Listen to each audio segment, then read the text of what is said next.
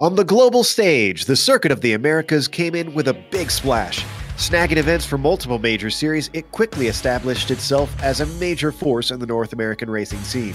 IMSA in particular has made sports car racing feel perfectly at home here in this custom-built facility.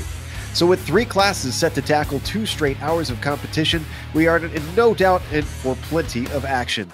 We'll see who can tame the Texas pavement the best as we get ready to watch the Sports Car Showdown, Round 4 in the 2018 Majors. And you'll see it all live here on the Global SimRacing Channel. Hi, I'm Joe Peak, and with me in the booth, as always, is Bill Soup Zahn. Next to him is our resident endurance expert, Sean Ambrose. Behind the scenes is our director, the Dr. Amjad Yaman, and he's using cameras provided by Dougie Beard. Sean, this is your home track, so I'll let you do the honors of telling us a little bit about COTA.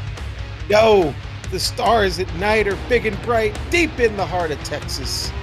Welcome to Circuit of the Americas right here in Elroy, Texas, just on the Austin city limits, right here in the heart of the state. You know, COTA was the first United States road course that was purpose-built for Formula One. They opened here in 2012. This track clocks in at 5.5 kilometers, about 3.4 miles, with 16 turns, and all the way to the top, it's 133 feet up to turn 1, and all downhill from there.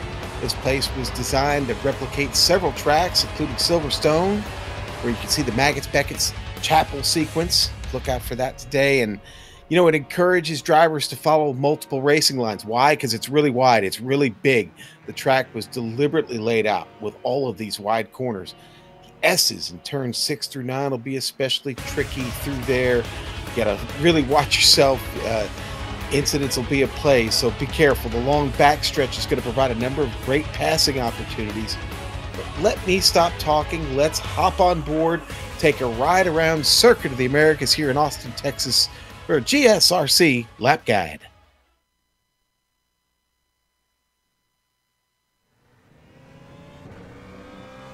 All right, Kevin Brown is behind the wheel of the GSRC BMW, so let's do a lap around Circuit of the Americas. Turn 1 is known for this incredible uphill braking zone. Really, you can't see that sharp little apex curve until you've already started turning in, so picking all your markers is critical. Then we head back downhill into 2, which will be flat out. This leads us into the start of the S's. This series of corners makes all other road course S sections look like a quick trip down the block. Back and forth, 7 separate corners, and really you could claim 8 since this one has 2 apexes. In the end, it all comes back uphill to turn 9, where you want to hug the right as much as you can, and once you've got the angle, put your foot down and power over the top. 10's a quick left flick that you've got to hit just right, or else you're flying wide or losing time. Plus, the hairpin of 11 is a good place to sneak a pass in. But if it was me, I'd be more concerned about getting a nice wide entry and getting on the gas for the backstretch. This straightaway is going to give you a long time to think about what you've just done. If you nailed it, you can smile and take a breather. If you botched it, keep an eye on the mirror and decide if it's worth defending, because that trailing car is going to be all over you like Kevin on a piece of Gators memorabilia. 12 is really your best place to get by somebody. Sharp corner and a heavy braking zone at the end of a long stretch. Doesn't get much more tilt design than that. From here, it's all fiddly hairpins and technical corners. Cars are going to be line astern unless someone makes a mistake, which is actually terribly easy. Going wide or the rear coming around from entering too hot are both common sights. And then here with 16, 17, and 18, it just never feels like you hit the corner in the best way. They've marked it as 3 separate ones, but it's just a big, long arc. Regardless, you gotta get the car to the right because 19 drops off something fierce, and even drivers at the highest skill level tend to push wide. From there, the final corner is another slow one that requires the slow in, fast out mantra. If you can out-drag your competitor, it sets you up well for a pass into 1. But that's how you complete a lap around Circuit of the Americas.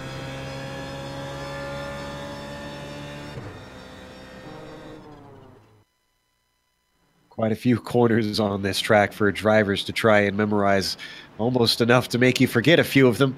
But we have not forgotten that there is a points championship in this season to cover. In fact, there's quite a few. Bill's going to take us through just a few of them and get us updated after 3 rounds complete now. Yeah, there's a lot of them. We'll go through the 4 major ones. Let's start with the Drivers' Championship. 5 different spots, 5 different teams, 3 different winners. Blake Reynolds, Vincent Leherbier, and Travis Worling all have wins. 1 Canadian there from Herbier. Let's go ahead and look at the next one. This is the Team Championships, and where you see Alliance Racing. Now, they're up by 23 points, but when you consider that there's 1,965 points earned, that 23 points is really marginal.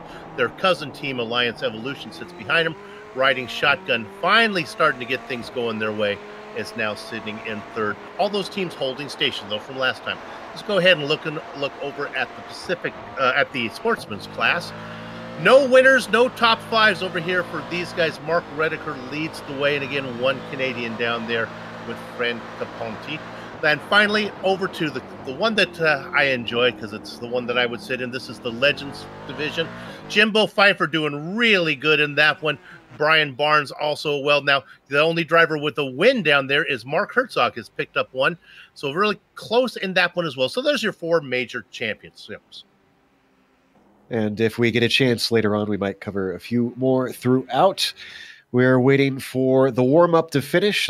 Qualifying, of course, takes place during the week in this series. 3 classes out there today, Sean. And there's been a little bit of talk after having 3 races today in the major series about what the interclass traffic is like between them. And it certainly seems like there's been a little ire raised so far. Joe, if you drive a C7 Corvette Daytona prototype, you've probably fallen off of everyone's Christmas list at this point. So don't expect any gifts this year. But no, quite frankly, there have been rumors that it's been a little rough at the top, and passing has been not nice at times. So let's face it. This is a track that I honestly think is set up for great multi-class racing, but I also think it's a track that you should treat like the Nürburgring or the Mount Panorama, especially over 2 hours. I think you should manage your car well. Be smart here. Some of the best drivers in the world in the iRacing service are here, and they're ready to do battle, and I think we're going to have a great race tonight. Plenty of places to pass, Joe. Certainly are. Now, if anybody hasn't watched a majors race before, and even if you have, honestly, you probably need to get up to speed. So why don't we go through the race details? We are, as we said, on round 4 out of 14. Now, they get 2 drop weeks. You can see this is unique in this series. You get one of your road races dropped and one of your ovals. So you still have to be consistent all around. That's the idea of this series. The 3 classes today are the Corvette C7 DP, the GTE cars of the Ford GTE and Ferrari 488, and then the GT3 cars has the Audi R8 and the Mercedes AMG. Today's race is 2 hours. Now, for most endurance fans, that's going to seem like a sprint, but remember, there's no driver swaps in this one, so drivers will be running these 2 hours by themselves. It's going to be a pretty long one.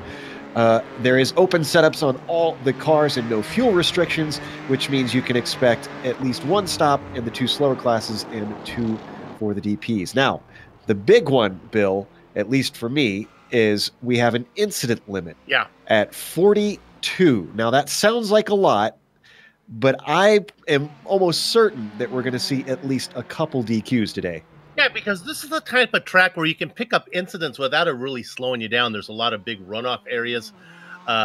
So if you're not paying attention to those, you're going to you find yourself getting close, and then you find yourself in a battle. Stuff can happen to you. You know, one thing I'd like to point out, too, about the points, because this is multi-class racing, what the series organizers have done, and it's really smart. If you win in either one of your classes, you get points for winning a race, as if you won, like with the Daytona 500 that we did. But if you finish second, you're going to be scored as if you finished 4th. This way, it's all equals out throughout the classes. Keeps things really simple. It keeps things fair. Throughout the classes. If you finish 3rd, you're going to be scored as if you finished 7th in a single class event. Well, what that means is the passing on the track inside your classes is going to make a lot of points, big points to be gained if you pass between 3rd and 2nd. Yep, and I'm sure that might be a little confusing for some viewers, but without getting too complicated with it, the details is that basically if a driver takes part in this, it would be easier with it being smaller than a full field with a single class to make up points. Hence why they have the big gaps that they have out there between them to kind of make it fair. So as we wait for the warm-up to work its way through the last 4 minutes, I see one of the Alliance cars, one of those major teams, Trevor Clement, running for them, getting the rest of his practice in. Sean, with the pit stops, is there anything really critical to worry about? I mean, is there much talk about tires? Are any of the classes maybe thinking of not taking tires during this, or what's going on there? Well, you know what? In the previous race, they weren't doing any tire swaps on the GTs or the GT3s. Now they were happening on an as-need basis. There were a couple drivers who were, let's just say, overdriving the car at times and felt like tires were the way to go. I just don't think it's hot enough here today for that to be a big factor, unless you find yourself in the thick of it and fighting all race for a very important position. I just don't see it happen now. That the prototype, because they're going to have 2 stops, that is an option, and some did try that, and it's all going to come down to strategy and how quick you can get in and out. But the most important thing about these pit stops, it's a very, very long pit road. Do not make a mistake. Do not make the mistake of speeding or overshooting your box, because that will be costly, and that will cost you positions here, time, and a chance to win this race. certainly will. And speaking of the weather, why don't we take a glance at that, see what the drivers are up against today. Like Sean said, with it being mostly cloudy, despite it being a Texas spring out here, well, it's actually pretty nice out. 94 degrees on the track and 83. A little bit warm on the air temperature, but not too terribly hot to be uncomfortable. Slight bit of wind coming from the southeast. Now, the one thing that will make it uncomfortable is 85% humidity, and that does affect how the cars are in this sim. We should say, I believe it affects the power of the engines.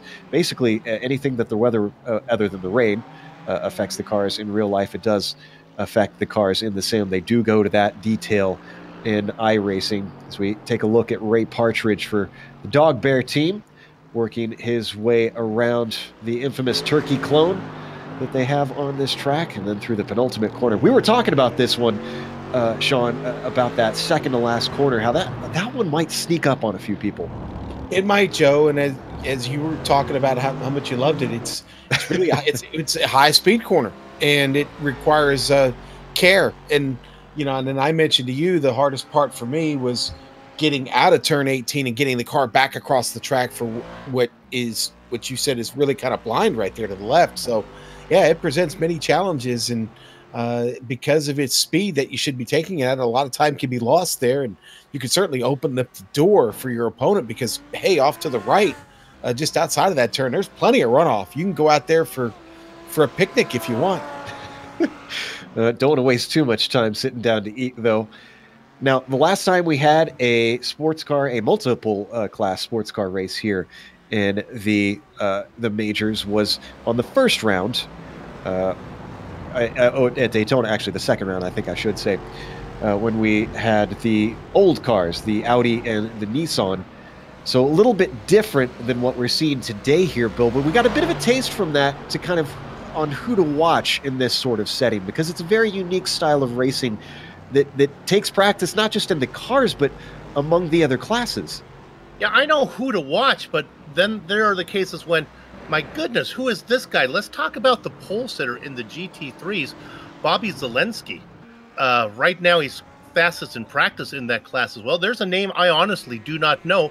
He's not a transfer over. He's not cross-pollination. He's actually from the Pacific region, but he's going to be fast to watch. Even. Yeah. Then another one, this is a name you do know, up in the prototypes, Christian Challenger. Man, he has been really quick. Who let that guy in? Yeah, no kidding. Jeez. He's about a half second in qualifying, about a half second faster.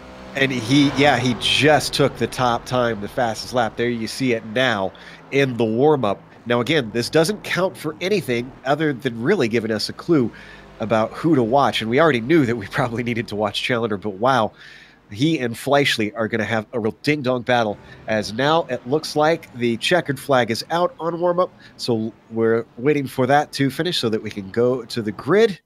Just a couple more seconds here, and we can bring you our starting lineup here for round 4. So on the pole, as we wait for our graphics to come and inform us.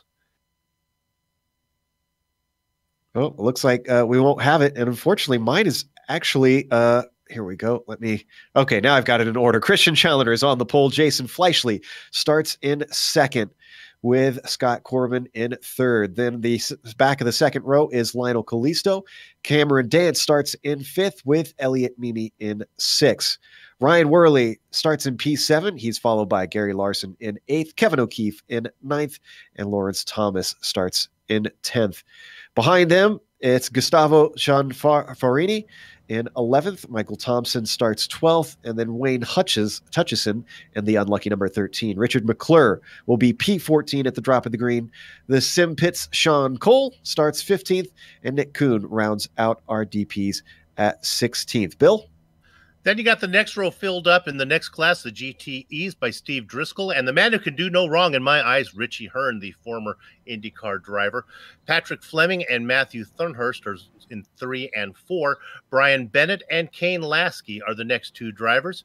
Eric Smith, Brandon Chappelle, they sit 23rd and 24th overall. Blake Reynolds, Kevin Hills behind them. Arturo Amro, Dick Mueller, Brian Barnes. Good to see Brian up here in this class one more time. George Angus and Dan Gerber round out the 31st position, Sean, in the GTEs. What about the GT3s? Yes, sir. It's going to be Bobby Zielinski on the pole, the Californian. Helton Nelson from Brazil will start second. Third, going to go to Travis Warling. Our old friend Trevor Clement in fourth. Vincent Alabier, fifth. Sixth, going to go to Brian Grannon. Paul Slavonic, a good friend of ours, there in seventh. Eighth goes to Bob Beltrami Soup. Ninth, Ray Partridge. 10th to Winston Lins from Canada. Rob Power is going to start 11th today. Jeff Schmeier from Georgia starting 12th. Brian McGreevy, the Californian, will start 13th. Marcus Tracy, 14th. Rob Gall, 15th. And Kyle Murphy rounding out the 16 GT3s in his Audi R8 will start 16th. Helton Nelson, I like that. Sounds like it was named by Dr. Seuss. Oh, I was more thinking you may be a lover, but you ain't no dancer. Helton Nelson. Oh, there we go. All right, so Christian Challoner is going to lead the way around the final corner. And we go green here in round 4 of the majors. It's the Pacific Split.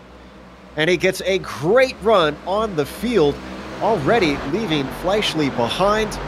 They come up to the nefarious turn 1, do these DPs. It can get very spread out and very tangled up if they go 3 wide. Not really much of that here in the first class, so let's go to the GTEs. Very well behaved. Steve Driscoll with a nice run out of 20 gets him going. He's got Richie Hearn behind him, Thunhurst, Fleming, and Bennett as they get down into the first corner. Looks good, Sean. What about the GTEs? Oh. This is a mess at the back, Soup. It's at the back of the GTE class. You've got the GT3s already trying to come through. It was Zielinski, got a great jump.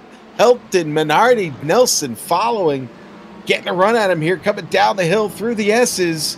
Here comes third place, moving quick. Travis Warling, Trevor Clement coming with him. They've gone line of stern all the way back through the GT3s, Soup. Meanwhile, up at the front, there's a bit of a battle for the lead. Fleischle took a peek on Challoner through turn 11 as they now scream down the backstretch towards turn 12, one of the more popular passing zones for the very first time. And you can see just how close behind Fleischle is, but he elects not to try for this one as he stays in line. Look at how tight they are behind them. Big battle between Corbin, Dance, Mimi, and Worley. This is for 4th position. Not much passing to be done here in the stadium section as they weave back and forth through the back-to-back hairpins. And then they'll open up and swing through the triple apexer. Arturo Amro was got a little bit of a turn, but other than that, I think everyone's been really clean so far. It's been a nice tame start for an endurance race. They have 2 hours to try to settle this out. Glad to see that drivers are going to try and take their time and work things out. Double back in 15. We'll keep this here. We're having some technical difficulties behind the scenes, folks. Bear with us. Looks like Winston Gomez Lynn's involved in that. I see.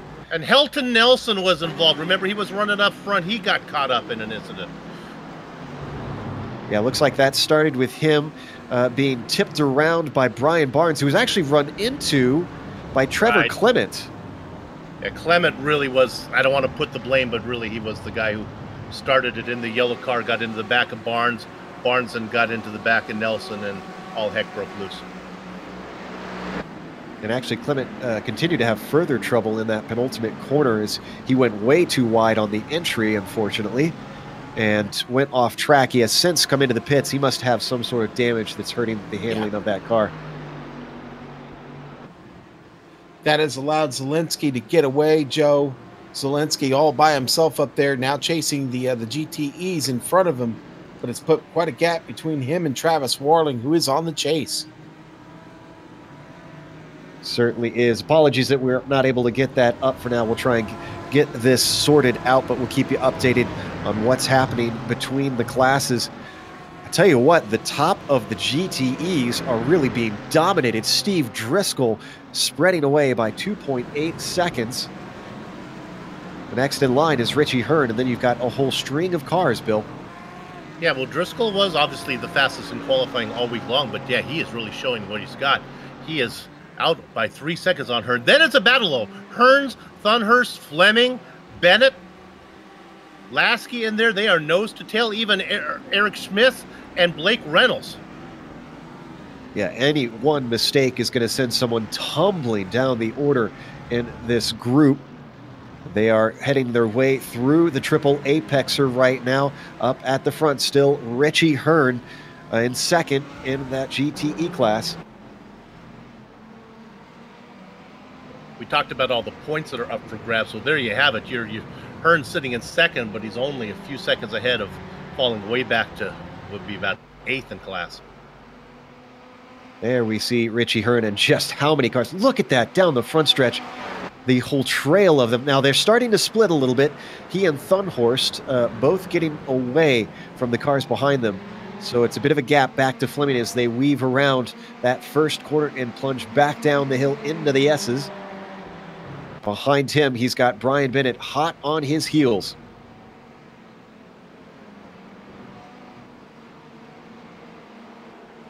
Back and forth they go, and then it starts to climb back uphill once again.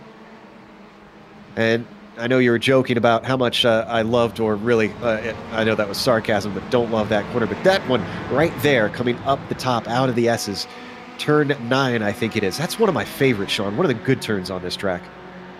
It is fun, and you know what? You pick up a lot of speed heading down that hill, that short hill there, and then you've got to get that car stopped. As of course you get down all the way to 11, it's a great opportunity to pick up a lot of speed and do a lot of passing down through there into 11.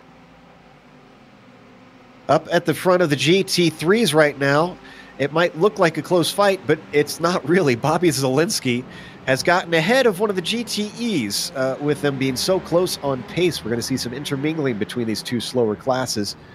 Apologies, we're going to lose picture for just a second here. But that's Dan Garber behind him. And then it's a whole 2.5 seconds back to second place in the GT3s, Travis Warling. Yeah, Bobby's gotten off to a great start, Joe. Pretty much from the drop of the green. Representing the Audi class, and the Audi has got the legs right now on Dan Garber's Ford GT. Remember, that is the GTE class, so they are not directly racing against each other, but I sure bet Dan would like to get back up into the GTE crowd there. Bobby also got another GTE behind him, Brian Barnes, who's, they're 4 cars sandwiched in between him and Brian Barnes right now. Yeah, and actually he's having a bit of a back-and-forth fight with poor Paul Slavonic, who is in his own battle for position with Helton Nelson. Nelson goes to the inside, down to the final corner, but he's boxed in by that GTE, almost makes contact, and they both manage to come out. Slavonic to the outside. It's going to be a drag race up to the front, up to the first corner. Behind them, that's Brian Grandin, who lost traction out of the corner and is dropping backwards quickly. A little bit of a nose ahead for Nelson as they break up into the hill. Slavonic has to worry about the car behind. That's Winston Linz. Linz isn't able to execute the pass, but finally Nelson gets himself up into third in class. I tell you what, Nelson has looked good. I've got to be honest. He, the Brazilian, very strong here, and until that second lap little incident they had there, he had been running really, really well, and they got stuck back here. In fact, him and Barnes got together, even though they're in different classes. But yeah, that's now he's trying to make it up. Nelson having a good run. You watch just behind them. That's Bob Beltrami in the red and green car trying to chase down Brian Grandin. This is for the 6th position in that GT3 class. Heading on to the backstretch, going to get a nice tow, but Grandin's also getting his own slipstream from Linz as they work their way towards turn 12. Nobody really close enough to attack, I don't think, unless someone makes a major error into this corner. As they all accordion together, slowing down for the hairpin at the back of it. Everybody's going to stay line of stern. Linz, Grandin, Beltrami. A little bit of a surprise. You can see glances of the car behind them and the blue and white bill. Vincent Laherbier, he's usually been incredibly fast, but He's only 8th right now in this GT3 class. I expected a little bit more. Yeah, cannot seem to get any momentum going. So we check up on our DPs. This is Larson, who we're watching, Gary Larson. He's currently sitting in 8th position. Pretty much got the track to himself at the moment, not really under attack. I'm sure everybody would like that, and they'll definitely want that in the battles that will erupt from traffic. Speaking of a battle, Elliot Mimi looking on Cameron Dance. He tries to outbrake him to the inside, but just isn't brave enough and saves his battle for another day.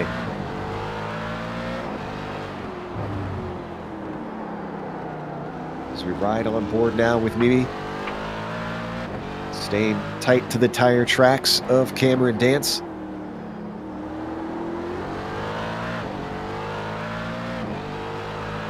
And they work their way around the triple apexer one more time.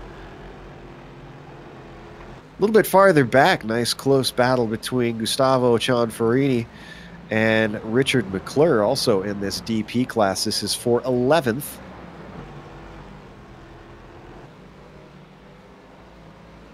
Both these drivers racing about where they qualified. Yes, it's been a relatively tame start, besides a little bit of chaos in the first lap or two, a little bit of contact between drivers, but everybody's quickly settled into this. A good battle right behind him. Let's go back to 13th overall. This is Wayne Hutchinson.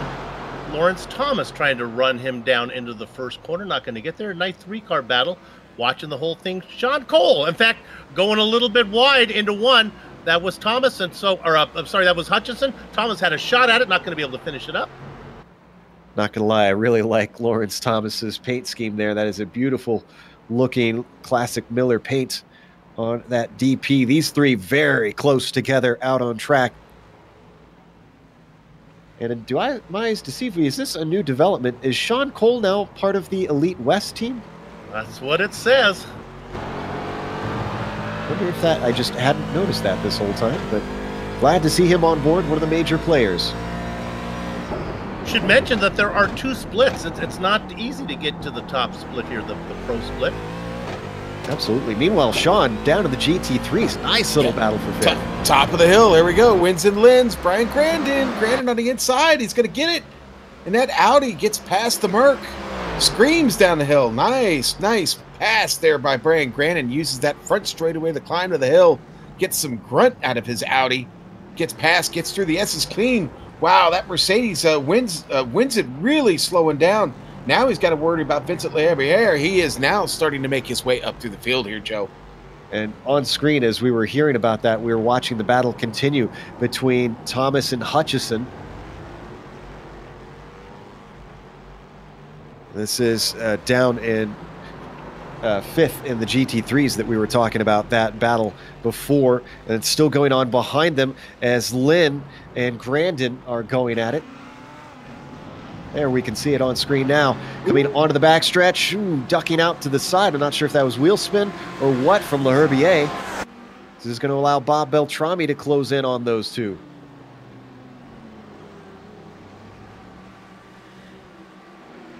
Looking to the inside once again. The Canadian is going to give it a go on Linz. But it looks like his fellow Canadian not going to give it up. Yeah, Vincent really taking a peek down there. That's a battle for 5th in class there. Laherbiere now starting to make his move. Ooh, but look at how close Beltrami's getting to him, but he gets a horrible exit. Loses all kinds of time. Behind them, we can see a little bit of a battle erupting between Schmeier and Partridge.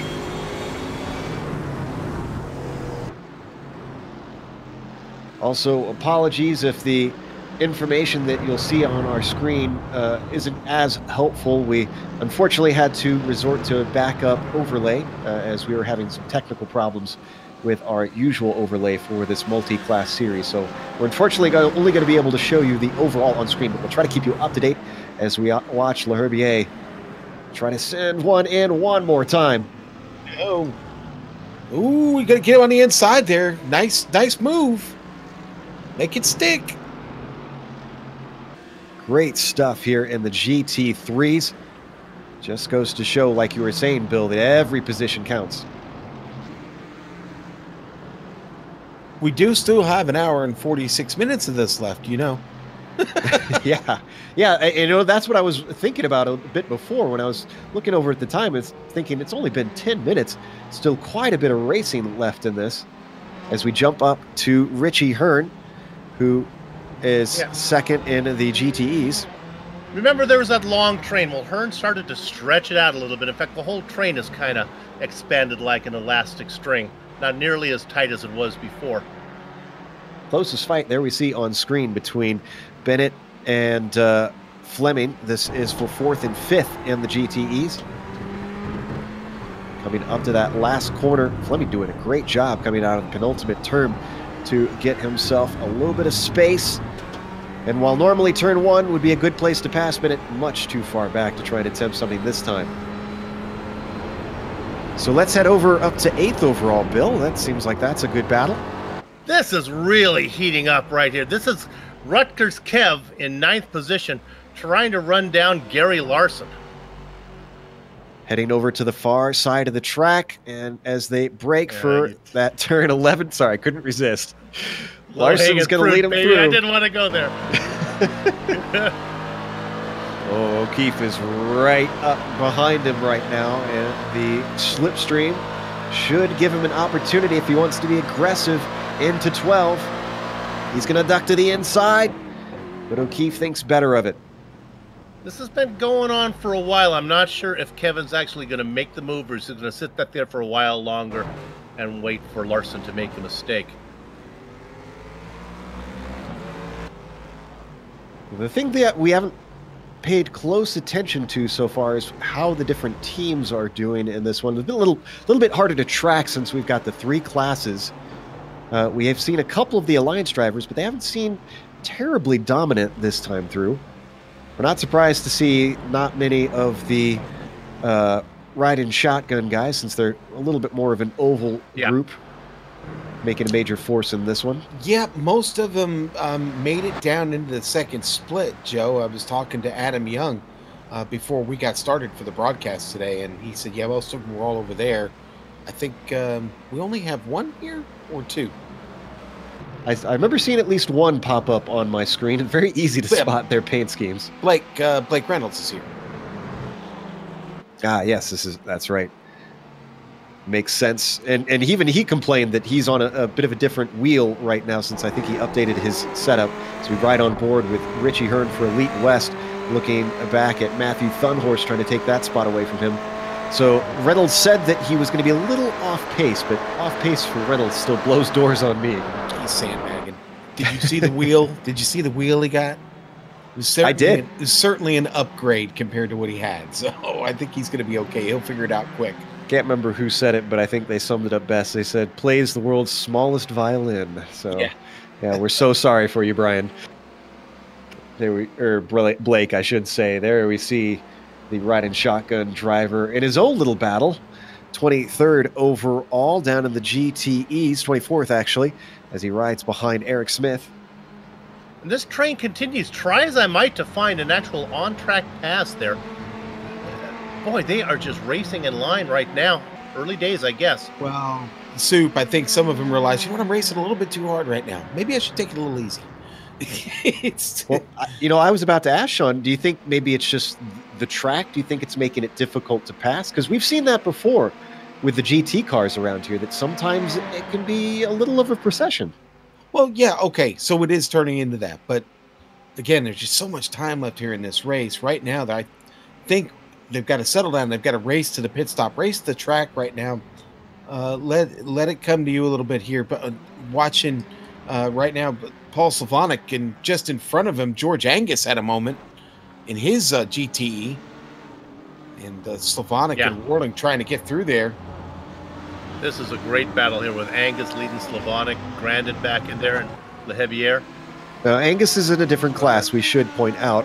The real battle is between Slavonic and Grandin for 4th in the GT3s. Of course, Leherbier, can't forget him as well. He's close behind. You know, for all that we were saying about Leherbier, sorry, Bill, he's worked his way forward. So whatever issues he was having at the start, I think he's settled them. Yeah, they've eluded him now. Sean, you were talking about passing and all that kind of stuff, but remember, qualifying is such a major event here that it's not like you can, oh my goodness, look back there. Leherbier's trying. Man, he took a peek at Grandin, didn't he? It's not like you're going to see a lot of drivers in a qualifying spot that they really don't belong. You know what I mean? They're trying to actually pass somebody who's relatively the same speed or even a little bit faster than they are. And for as open as these setups may seem, the great equalizer, I think, is what Joe talked about in the beginning, is his humidity, to be honest with you, because it does sap the car of a lot of power. Oh, look at this. Very close. Grandin closing in on Slavonic. Not really a passing opportunity into 19. And as they come down the hill into the final corner, we could see a sneak attack, but I think he's going to save it for turn one. And indeed, you can see Grandin setting himself up for the exit off the corner. Oh, but does he miss a shift? What happened? Grandin just puttering across the line. Boy, he took a lot of the apex off of that last corner. Slowdown penalty, we think, maybe? That's going to gift position 5 in the GT3s to Vincent Leherbier, who continues to climb back up the order. Joe, why don't we go all the way back to the front of the field and Christian Challoner, because he's having to get his way through traffic now. In fact, getting past the GT3 of Rob Powers gets out of the way, but right now it's nothing but traffic in front of Challoner. The next car is going to be Rob Gall, and then after he gets past Gall, that's where the real racing is. You've got Schmeier and Partridge and Beltrami and Linz all up there fighting. Then Grandin and Herbier and Slavonic just ahead of them. As we ride on board with Challoner, you can see the gap that he's opened up to Fleischle here at the start. So really, for Jason, the great hope that he has is that some of the traffic will allow him to maybe close it up a little bit, but he's having to deal with it himself, you can see on screen. Yeah, he was very fortunate, though, there down to the hairpin of turn 11. He was able to get to the inside and get through clean there. Rod Powers did a good job of getting out of the way for him. There comes Callisto passing Powers there. Yeah, Little Train having a good run. But, Sean, you made a good point. The first cars they were getting around was this kind of Singletary cars that they could do. What Challenger's Callisto gets turned around. We see it on screen. Sorry to interrupt. And he gets hit again as Rob Powers comes into him. Oh, no. Oh, my. That's heavy damage for Callisto also. That's not just some. A little bit of a reverse of what we've been hearing out about the first races. It was a lot of the dive bombs from the DPs, but instead, out braking himself, Powers finds himself running right up the tailpipe type of the Californian. Boy, and Elliott Mimi's going to get through that too and get some damage also. But as we know, Sean, Elliott Mimi, of course, doesn't have pace, right? Yeah. Oh, the most modest driver you'll ever hear on iRacing. Elliott Mimi tends to play himself down, but as we're seeing, a 4th place here early in the race, his slow but steady approach serves him well. He's still going to come in to get repairs. Sean, it was almost like Powers almost had, it's not target fixation, it's like breaking point fixation. You know, Callisto got around him, and I think that probably Callisto could probably drive a little deeper into the corner in the GTE car than Powers could in the GT3. Just kind of chased him in and then couldn't get a load up. Trying to think of some reason why that would happen. Right. Didn't look good. All right. Did not, as we watch Powers continue on and get overtaken by Ryan Worley. Actually, is that a battle for position? No, that's Kevin O'Keefe. O'Keefe is in battle with Worley, but I was confused a bit with Powers and O'Keefe. From the booth that I have set up on my screen, the GT cars and the DPs look a little similar from far away. Yeah, actually, the next car behind Powers is going to be Brian Gravy. He's about 4 seconds back, Joe. But a lot of traffic in between those two right now. Boy, I think things are really going to heat up with the prototype leaders in just a minute. right on his tail now. Fleischle has gotten on the back of Challenger, and they are coming up behind Slavonic and Leherbier and Grandin. This is going to be fun. Certainly is, and this is the fight that we've been wanting to see, because we know that Fleischle is good, and we know that Challenger is good. Up first is going to be Brian Grandin, then Vincent Leherbier, and then Paul Slavonic. Oh, and there's a spun car in front of them. That is George Angus losing multiple positions. Oh, well, actually, no, that's positions overall. He's in the GTE car. So mostly just taking a bit of a blow to his ego. Up at the front in the DPs, they're now starting to cycle through these three closely battling top GT3 cars. Challenger working around the outside. Fleischle following him through, and now he's going to get stuck as he's behind Slavonic through the S's. Well, Fleischle is there now. Couldn't be any closer. If he were any closer, he'd be in front. Oh, and put a little bit offline by the GT3. This is going to open the door for Fleischle. Can't do anything with it in the single file S's up to the top of the hill. Could we see a dive bomb as he's going to get balked once again? Does Challenger by that GT3. Now he can look to the inside. Stays defensive in the middle of the road to keep Fleischle from getting to his inside, down into 11. And onto the backstretch, a beautiful job by the UK&I driver to keep himself safe. And then back behind Cameron Dance coming through the field. We haven't talked much about him now up into third. Go ahead, Sean. I was just going to say, how about a tip of the hat to Paul Slavonic for letting all of that happen without taking those guys out during the middle of that battle. Slavonic doing a great job of his own. Dance going to get by, but Slavonic will sit fourth right now in the GT3 class and managing this traffic well. Vincent Leherbier, though, all over his wing here. Leherbier has caught him once again. They get out of 15 and now start to head through Turkey, as Joe likes to call it. And I'm becoming a fan of that, and I think we need to submit that to COTA. Let's just keep calling it Turkey. As we got one more DP coming through, that's Elliot Mimi, who gets one of them. I think the most impressive thing to me is that Slavonic not only gave space and kept awareness of the DPs, but he kept both of the GT3 cars that he's fighting for position behind him in all of this. That is multi-talented.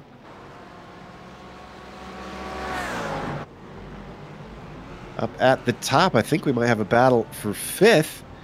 And indeed we do. Scott Corbin and Ryan Worley. Worley looking to the inside as they come up the hill to turn one. And he's a little bit timid on the brakes. Probably saw all the traffic coming up. Didn't want to get into a mess. That's going to allow Corbin to get away from him a bit. If you've never watched Worley race, as yeah, that's Kevin O'Keefe. That's for position behind him. And he is going to become under threat. But if you've never watched Worley race, this is one of the feel-good stories of iRacing. He's driving with one foot and one hand. Physically challenged driver who blows doors on just about everybody. In fact, he's won races in the majors. Not something everybody can say. That it takes an incredible skill level. And this guy doesn't let anything hold him back.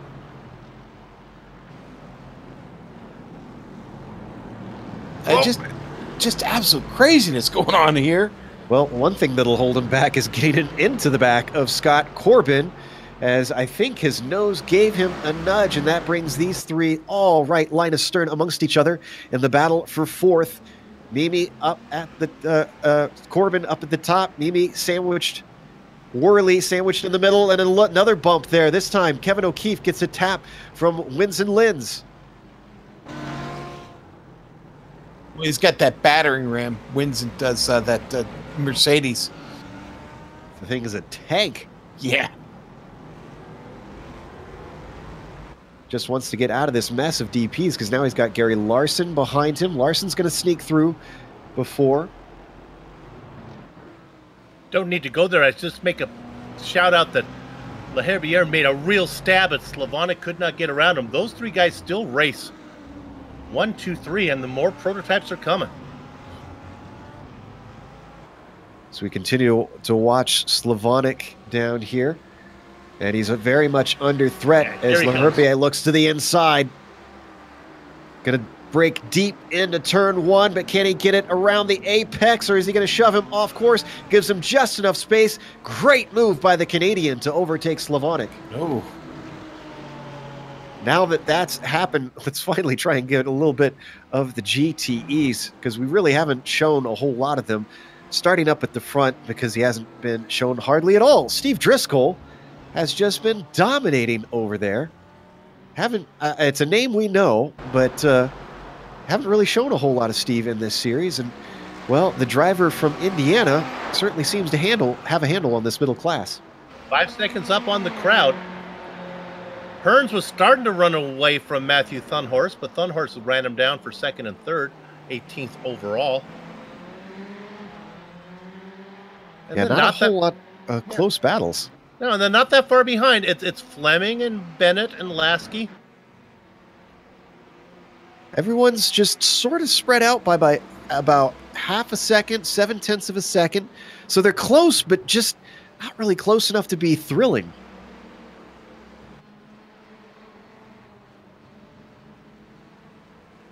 If we can, why don't we get an onboard from Kevin O'Keefe? Because, boy, he is in the thick of it right now.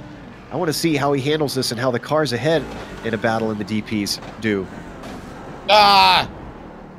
Oh, and as that happens, a bit of an incident there. That was Slavonic losing it coming through the stadium section. Yep, so that's going to slow Slavonic down big time. Now he's got to worry about Grandin right behind him. Grandin on the inside, going to take a peek there. Got the replay. We'll see it here. That was O'Keefe that tipped him. Larson that got into O'Keefe. And then we're going to see what... oh, no, we're coming back live. Sorry.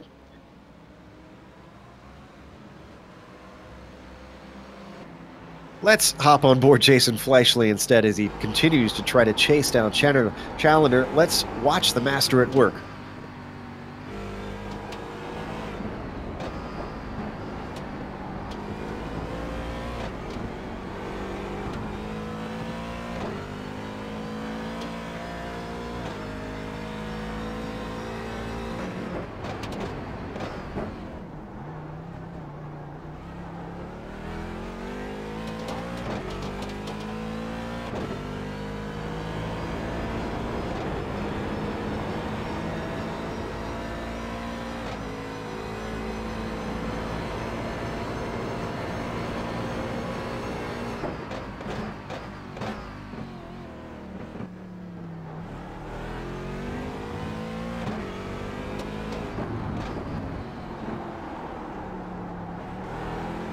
It's impressive how he can just stay right there behind him, not giving up. These two relatively closely paced when they're in clear air. Up next is Zelensky. It's eclipse times where we have the two leaders getting together. They're going to move to the side. Is Zelensky. Lets him through. Now keep in mind, Challenger had ran away from Fleischle until they got into traffic, and that's where Fleischle did a good job of catching up. Now they're back out in open air again. Fleischle doing a good job of staying with them. This is what we want to see. Now, did Sean Cole have an issue? I'm seeing him drop down the order, and he's disappeared off the track. I'm taking a look to see if I can figure out. He just completely disappeared. I think, looks to me like Sean Cole has a connection problem. That may be the case. I can't seem to find an incident for him. No, he wasn't off track, so we know that he didn't hit the incident limit. It's only half an hour in. I really hope he didn't hit the incident limit. Oh, we do have an incident. Patrick Fleming involved with Eric Smith. This is down in the GTEs in 22nd overall. Smith gets going. Fleming gets going.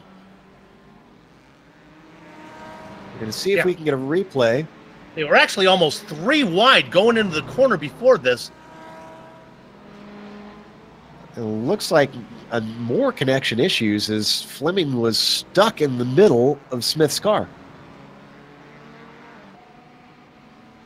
Oh, sad to see for Fleming. He was doing such a good job this race. Yeah. Now close fight between Reynolds a little farther up, 20th overall, 5th in class in the GTEs. Blake Reynolds and Brian Bennett These two have been fighting on track before. This time in the GTE cars, Reynolds sliding up the inside into turn 1 in a beautiful textbook maneuver for the riding shotgun driver. Blake really with a nice line through there in that Ford GT. Blake, a Texan himself, and knows this track very well. He has put down many laps here, Joe, in many different machines. He's awful quick in that the old FR 500 Mustang, the pace car that you see here on track. I think he's starting to feel this one, though, right now. I think he's starting to get a comfort zone. Oh, we got information because Sean is streaming, and Sean Cole, I should clarify, not our Sean, and he disconnected. In fact, I see the information now. Receive throughput fell to unacceptable level. Every iRacer knows that phrase. It's the one they dread. It means you are no longer in the server.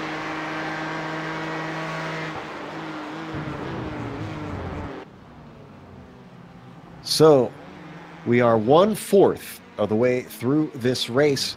While we still have a little bit of time before the GT cars need to make their stop, Sean, I suspect in maybe about 15 minutes or so, we're going to see a few of the DPs maybe coming in. I would definitely say that that is pretty good. I'd say the next 15, somewhere between 15 and 20 minutes. Yes, Joe. We jump back to our top two in the DPs as this battle continues. I'm glad to see Challenger have someone really keep him on his toes. He has been a big force here in the majors. He is a pro-level driver, as on iRacing we call that a black stripe. You can see why he's earned that. And yet, I should clarify, though, he's an oval black stripe driver. Despite being from the UK and I, he knows his way around those left turns. And, of course, being over from the European side of things certainly is pretty handy on the road courses. Yeah, I'll tell you what, we've followed a lot of races that Christian Challenger's been in, and I don't think it's mattered whether it's been oval or road courses. He's just fast, period. Fast. If it's got four wheels and an engine of some sort, yeah, just stick him in there. A little bit of a fight between Gustavo Cianfranari in 11th overall and 12th Lawrence Thomas. And there we check in on them. Gustavo, running for that Workiva team, obviously has had great performances as they've got Vincent L'Herbier on there. Pacific Kinetic is their team, and I believe. Where are they on the point, Sean or Bill? Are they on the? Are they? Yeah, on the top they're there. five? They're there. I think they're sitting fourth. They're a newcomer, new team to the program, and been very impressive. Certainly Thomas, glad to see them. Yes, he is looking to the inside, braking deep, but way too deep as he overshoots the corner in a plume of smoke, and getting it right back is Gustavo. That breaking up. Bill, looks like you found something interesting. Oh, this is for fourth in the GTEs. This is Blake Reynolds. He has been pestered by Brian Bennett, has been all over. Kane Lasky back in the popcorn position, watching the whole thing. They're coming up on behind Rob Powers. Now, remember, Powers was involved in that incident. They don't know about it. We know about it as viewers.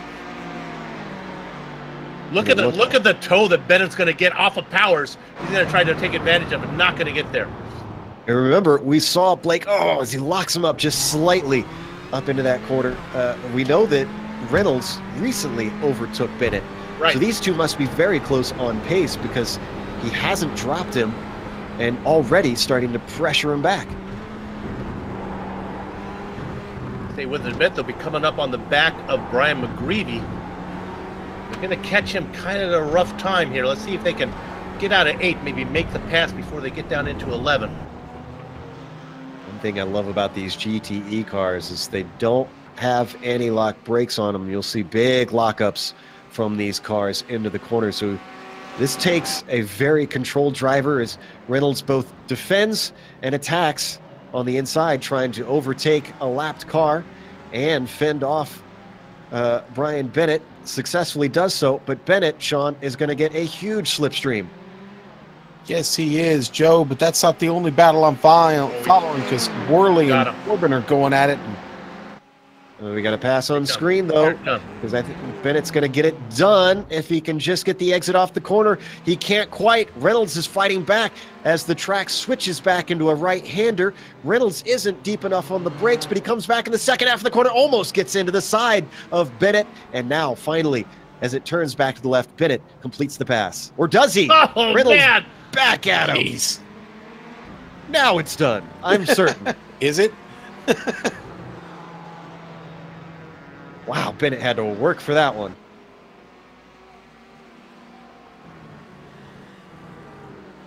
And as I was just mentioning it not long ago, Prototypes deciding now is the time for their first of 2 stops.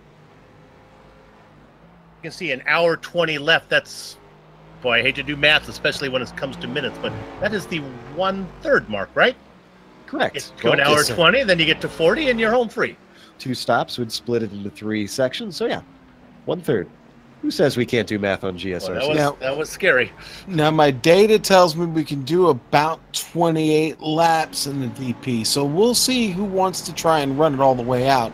Certainly with the kind of lead that Challoner's got right now, he could probably go anytime he wants, as long as it fits within his schedule. So we'll see here. Drivers who have pitted are Elliot Mimi and Gary Larson. Now, Kalisto's taken a stop, but remember, he had that damage, so that was not an official stop. He basically came in to take his free repair and then went on his way. Oh, look at this on screen. Worley. Oh, and that's going to break up as Worley actually has to duck on the inside, try to stay out of the side of our leader in the GT3s, and somehow does it. Well, Worley was battling Corbin, and then Corbin peeled off, but because of that battle those two were having, it's brought Kevin O'Keefe into the picture, and now Kevin going to try and maybe look to the inside here at the top of the hill, but no, he's going to fall in line and follow. But boy, what a scary moment for our GT3 leader, Bobby Zielinski, who's had just an awesome clean race and is just bad fast in his Audi, but almost had it all end right there, Joe. Yeah, Zielinski's got a 7-second lead over Nelson, who's been having a quiet race of his own. Nelson is flying, but it's the traffic that's killed him. Soup's got an incident. Well, he brought it back together. This is a 3rd-place driver, Cameron Dance, in the Prototypes. My goodness, he lost the car. He kept it going straight. He bounced it over the curbs. Sean, are these DPs fragile? Because if they are, he took a... Oh, look at the... Yeah, I'd say he took some damage. About the looks of it. About 45 seconds ago, Director. Maybe we can find it. We're seeing if we can dig that up. Sorry to cut you off there, Sean, but I was going to say visually you can see whether they're fragile. Yeah, question answered. Take a look. I don't think we quite got the incident there. Should be right here. Stay on it. Just right. It could be this next corner. We'll give it one more shot. This is the backstretch. Yeah, he's already damaged. Yeah. But he was running in 3rd, so... is running in 3rd still. Yeah, he is, but I think now he's beginning to drop Ryan Woolley back in 4th, trying to see if he can get him up. We'll give Mark that gap. It is... Boy, he's got plenty of gap. 24 seconds. 24. Wow. Big stuff there between the podium and the rest of the field in the DPs. As we watch Jason Fleischle in 2nd, who does not have that much of a gap up to our leader, although it has extended since we last looked in on this battle.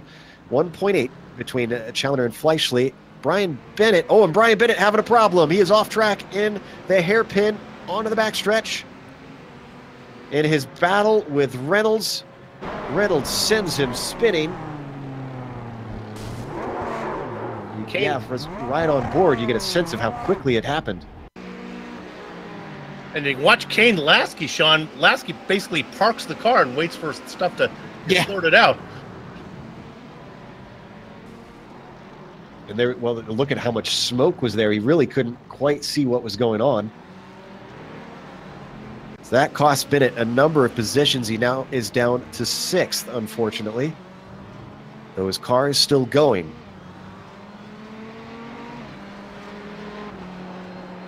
Still waiting.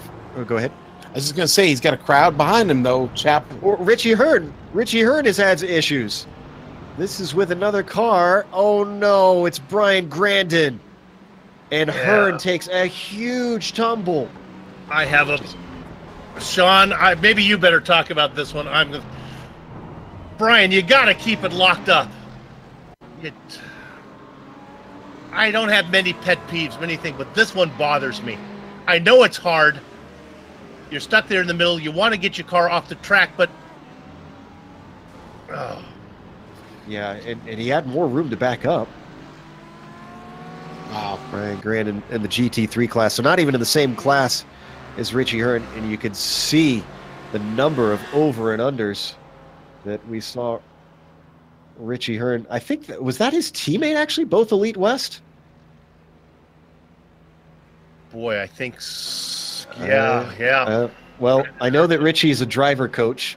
He might be having a couple words with his teammate and coach him after the race. It's so hard. It's against every fiber in your body wants to get me out of here, but you got to fight your instinct and just keep it there. Richie's obviously going to tumble quite far. He's down, finally making his way out of the pit, guys. Back to it. He's gotten his fast repair. And is that within the pit window? Is he going to have to take another stop yet still? Yeah, he's not going to make it, Joe. He's going to need it. He's going to need a splash to finish. He's going to fall about 10 to probably closer to about 11 to 12 minutes short on fuel. Oh. Big frustration for the Elite West driver. Still not halfway through this race. If you're just joining us, this is round 4, the Sportscar Showdown. In the majors, the Pacific split of today's 4 races, the last one of the day. There you see our overall leader, Christian Challenger. Go ahead, Bill. Let's go second overall, Jason Fleischer. Remember we talked about Cameron Dance having problems when he took the shortcut, banging up the car? Something must have happened to Fleischle, because he is now 7 seconds behind Challenger and right in front of Dance. And you know, I remember in other series, there's been talk about the pyramids, as they call them, on the inside of the curbs. Those big yellow things you'll see at times on the inside. You might not see a flash of it here, but when we get to the S's, you'll definitely see it. Sean, I wonder if that's what's damaging these DPs that we're seeing, those noses buckled. Oh yeah, no, they will. No, absolutely, Joe. They are deadly, and really just in about most cars. But the DP is not like curb shots like that. I found it. Fleischle got into the back of Kevin Hill this lap. Oh. Really hit him hard, trying to go around him. Well, they still don't like the curbs, trust me. Don't like Ferrari 488s either, apparently. There you see, there's some of those curbs on screen as Hill works his way through them. Now, I know in the GT3s we've talked a lot about Bobby Zalenski and how far he's gotten away. I got to tell you, Helton Minardi Nelson, the Brazilian, he is having an amazing run, because trust me when I tell you, the traffic has not been kind to him every time they've gotten by him. It's really the only thing that has kept him from making any real charge at Bobby Zalenski. If he gets any clean track here at some point, which I think he's got some coming up, he may be able to pick up some time on Zalenski here before they start to sort out a pit stop here in about probably about 10 to 13 minutes or so. Here comes Dance. Dance is all over the back of Fleischle. Fleischle is going to want that spare car soon. He is struggling. Now we're going to really see what Dance has, because he's been all on his own, mostly since we've been covering him in this race. Is he going to get aggressive in that orange and black DP as he rocks up behind the number 77 of Jason Fleischle? They've got a little traffic that might come into play. Eric Smith ahead of them in the GTE car. I'm not sure what Fleischle would be waiting for. Seems like he's there, Sean. Let's pit this time, I would think, but no. Yeah, he stays out. I would think that he would be absolutely screaming for the pits. Boy, he's really cutting it close. said it was about 28 laps. Lap 24 right now? No, lap 25. But he's past that 1/3 mark that we talked about. I mean, I don't know. Hard to say. 40 minutes, 40 minutes, and 40 minutes will do you. And right now, they're on the 49th minute.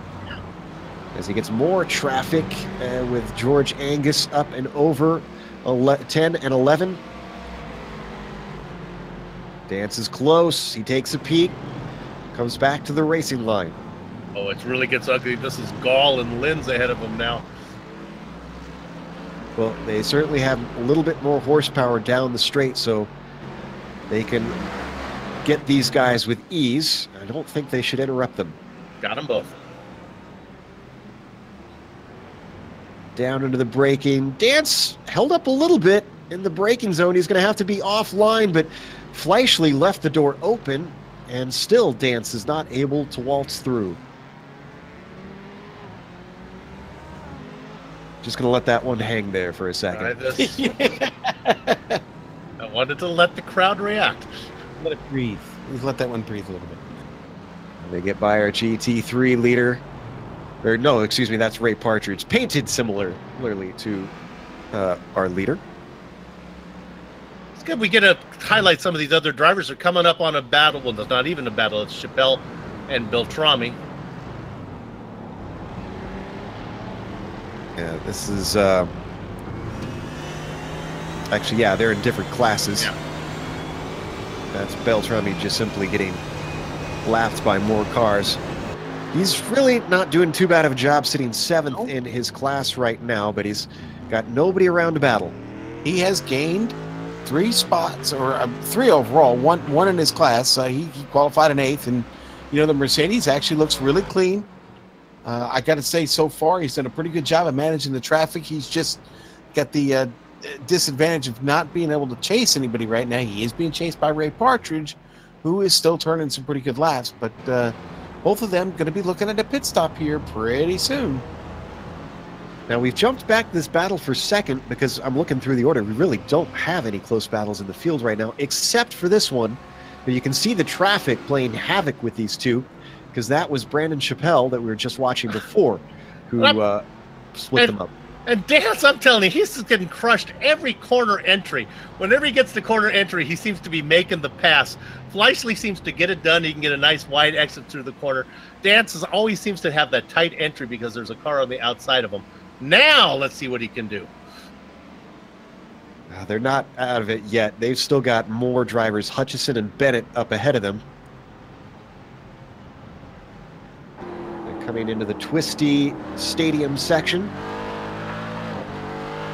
Sean, I know you love this track, but just anybody who has carte blanche and designs a track with back-to-back hairpins, I feel like I need to have a talk with them. Oh, Joe, I'm going to tell you like I tell so many others. There's a little red wheel over there. Grab a ticket, go stand in line on the left with the rest of them, sign up for your complaint later on, all right? So. Still, Cameron just... It's like he can't find an in and take advantage of it.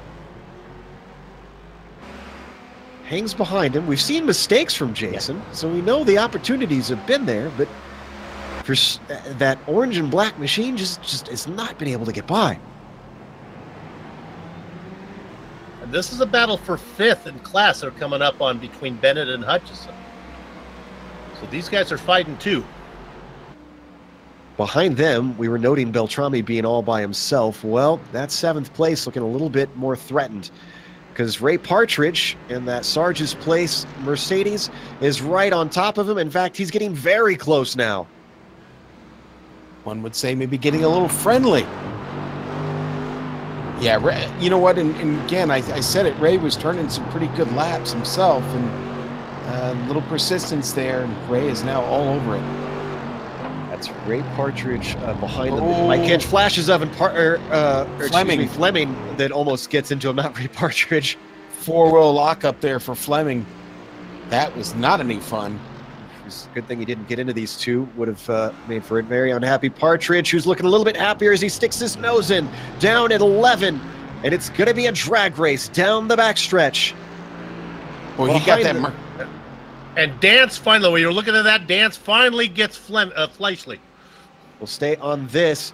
A little bit of a momentum advantage for Partridge as Fleming tries to find a way to get past both of them. Outbreaks the pair into the hairpin, and yet still Partridge is going to be able to claim that 7th spot in the GT3s. Let's see how Fleischle finally got demoted. This is down into 12. And you just got to run on him. Ooh, wow. And dives it in and gets him, yeah. Late move. And here they come. Dance and Fleischle coming in. They were only, I was getting to the point, they were only 6 minutes away from me to saying 1 stop for these guys. Yeah, well. They're in. Challenger is not.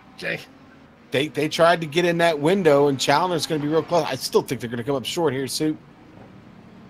Challenger needs to go 2 more laps.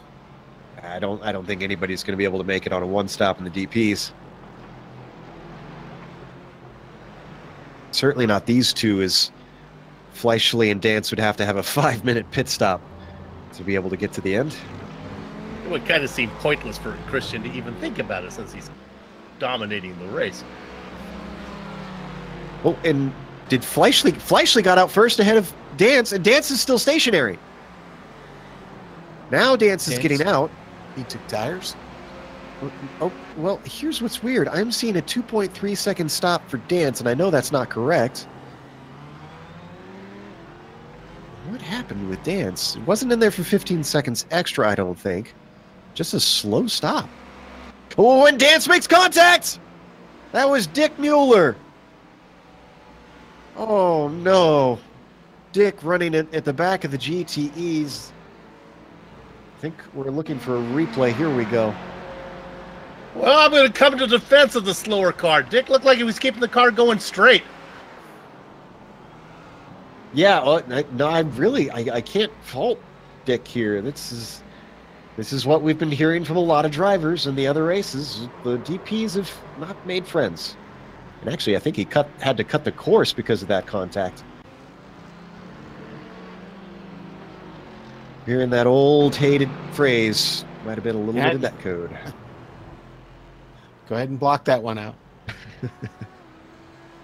Challenger in. 1 minute and 1 hour and 3 minutes to go. Yeah, he's not going to make it to the end. Oh, and Blake Reynolds in the GTE class comes in for his stop. Yeah, now this one, unless he knows he has enough that he can come in early and be okay.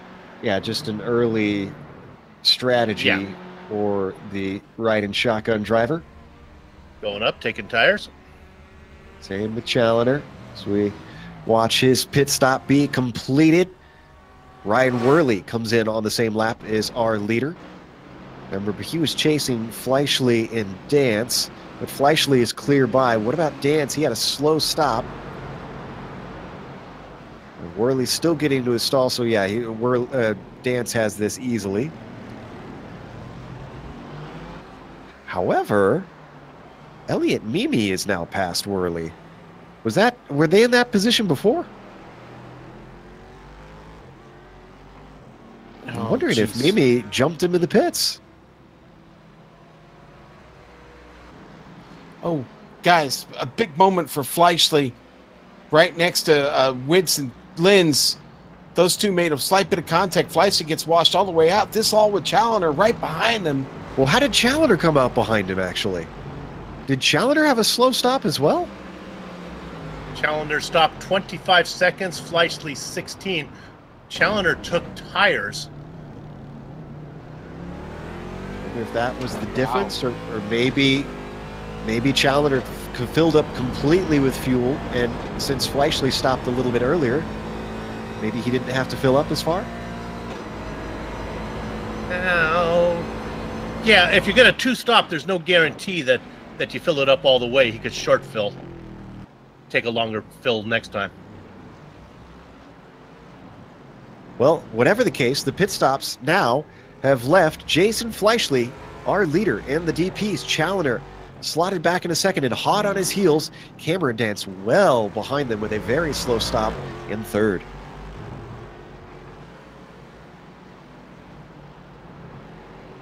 Those wondering on Blake Reynolds, now that his stop is done, he's come back out in ninth. Yeah, I can confirm Fleischle did not take tires. Challenger did. Now, we haven't given much of an update in the GT3s in a while. Zelensky obviously still in the lead. And he hasn't stopped yet. Neither is Elton Nelson behind him. Here's the story on Nelson. Nelson's starting to churn out some pretty hot laps. And he has now closed the gap to about 5.5 seconds. It was getting close to about 8 seconds here just a couple laps ago. So Nelson getting a chance to throw down a few burners here and get a little bit closer here before they set up for this pit stop, which is, I'm going to guess we'll watch Zelensky here or Nelson. One of them, I wouldn't be surprised if they duck off right now as we hit the hitting the halfway mark here as we come through turn 19 and on to 20. I did see that Partridge came in on this lap, but Zelensky is not going to as we ride on board with the California driver. Now we look at the Brazilian Nelson, who decides to follow suit. Just a little bit of DP traffic, going to easily work his way by. Thomas demoting him another lap. Yeah, they've put the rest of the GT3 field behind them. Travis Warling having a really, really good run in third, but he is like a full, I think, 24 seconds behind Zelensky almost. Herbier, I'm seeing, is 24 behind Warling at the moment. There we see the Canadian. I think most of this issues probably caused at the start of the race where he did have an off. He was amongst those cars that had an incident, but he's going to come in for the pits. So the 027 sends it on in. Okay, Sean, I want to talk about Lionel Kalisto. He's in the prototypes. Remember, he had the early problem where he had to come in early. If these guys are going as long as they are, it's theoretical that Kalisto could have maybe taken like his splash and go on lap 3. He might be able to go the distance. I mean, yeah, Suit, no. You don't think so? Here's the problem. He's put 19 laps on this run right now. I estimate we've got just under 30 laps left to go. I really don't think you're going to get 28 full laps out of this Corvette today. We couldn't see it on screen, but right behind him might be worth a replay. Blake Reynolds is wheeling this car on the final corner, had a big moment. And if we could, here we go. I think we've got it. Woo, way off track. We're going to watch on board on this one, because he actually had a bit of a fishtail off of that corner as well. It wasn't just that he understeered off. Maybe we should start calling him Big Moment Blake. I like that.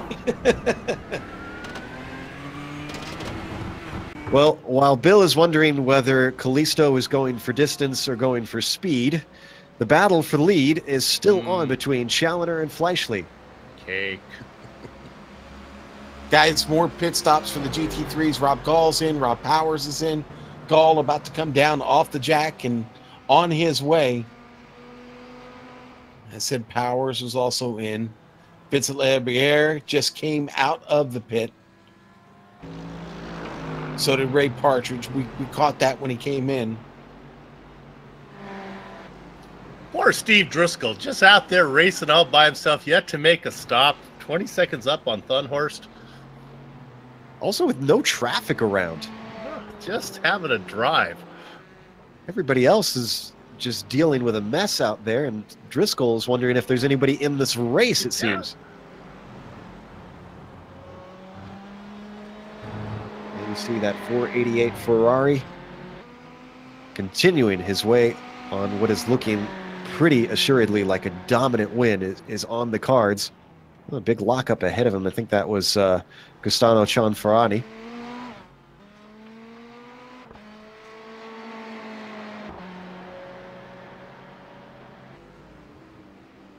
Okay, so the first car out in the GT3s is going to be Vincent Labiere. He's the one we're following. He's on his outlap now. Vincent sits right now in 9th place. And looks like Winston Lins has come in for his scheduled stop. The number 111 down and hits his stall nicely. So took his fast repair. Can't really blame him there. Yeah, you've got it. I said this earlier today. If you've got one available to you, nobody gets an award for not for not using it. So use it. Garber in for the GTE class in his GTE Ford. Oh, and 5th in the GTEs. Definitely in a nice little battle with Schmeier and Hill.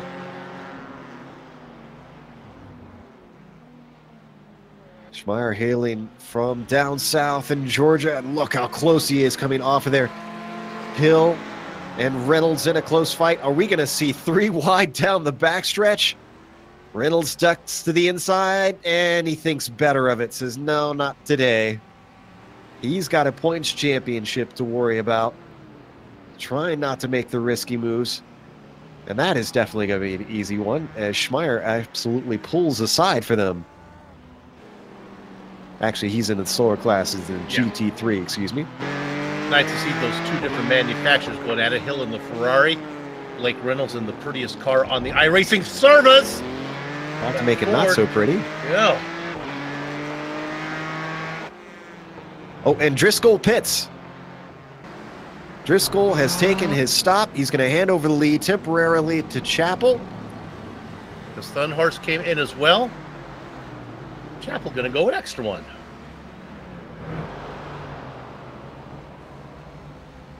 And we see Thunhorst finishing his pit stop. Now, Challoner was in a heap of traffic there along with Fleischle for a moment, and that has allowed him to close in, and it's now down to 0.2 of a second for our overall lead. And just look at how tight these two are with more traffic on the way, and traffic almost making contact. That's Nick Kuhn and Winston Lins nearly coming together. Beautiful blue car, Brian Barnes up ahead as well. Challoner right now, a cat playing with a mouse as far as Fleischle goes. Challoner just sitting there being very careful. Oh, that traffic certainly helped Fleischle. The Coloradoan now finds himself with a handy gap of about 0.7 of a second as that number just keeps yo-yoing up and down. Guys, Nelson is in the pit. Oh, that is Lins. Put a hammer in the oven because the camel has learned to read. He just tucked it left, put it in the wall, was running up behind Coons. There's going to be an incident that happens after this that we'll want to watch. Just outbraked himself, found the inside wall. Now, what happens behind him here? I'm trying to find the car that almost has the same incident. That's Elliot Mimi.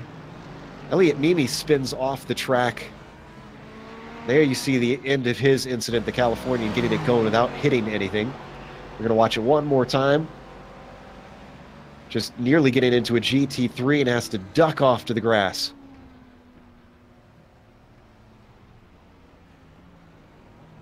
Well, that exploded quickly. Boy. Woo. Guys, Paul Slavonic has just pulled in. Nelson about to finish his service and get off the pit lane. He still sits in 3rd place. Also, Brandon Chappell of the GTEs gives away the lead back to Driscoll, is in his stall, and this will promote Driscoll to 1st, Thunhorst to 2nd, and Reynolds now inherits 3rd.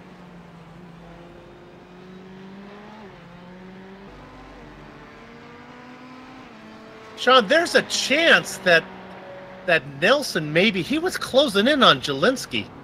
Jelinski's still yet to pit, right? Am I looking at that right? There's a chance Nelson could sneak by here. He was only about 3 seconds back. I was really impressed by what Helton was doing. Wow, Zelinski cut it awful close there with Angus on screen.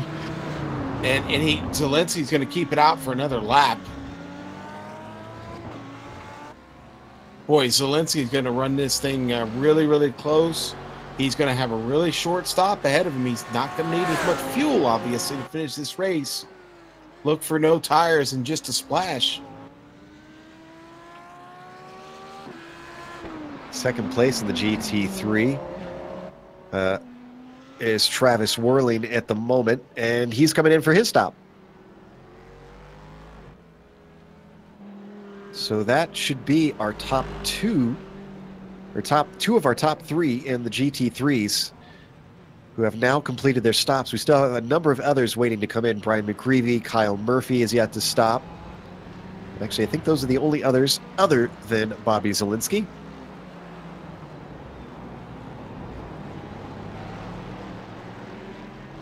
They oversold the drama of Nelson being able to leapfrog. He's about a minute and a half back. I would think that Zielinski should be able to come in and get his work done. Nelson's bogey was 1:28, Soup, in the that last pit stop. So, it's going to be close. I expect him to pass Whirling here as he gets himself now into turn 19. Let's see if Nelson can pass Whirling. It's going to be close. Whirling's still stationary. It's a long stop for these GT3 cars, and he's by him. Yep. In fact, Whirling might even have to worry about McGreevy. Now he's finally going, but it's a long pit lane, a long way up the hill. There we see him exiting. Oh, no, he doesn't have to worry about McGreevy because McGreevy pits. Yep, McGreevy's in, taking his stop. That's going to leave two cars left on track. Kyle Murphy and Bobby Zielinski, our leader, who is now pitting. Both of them pitting. There we see Murphy heading in. So what is this going to do with Nelson? Where is Nelson right now? Just getting to 11 right now. Seems so far away.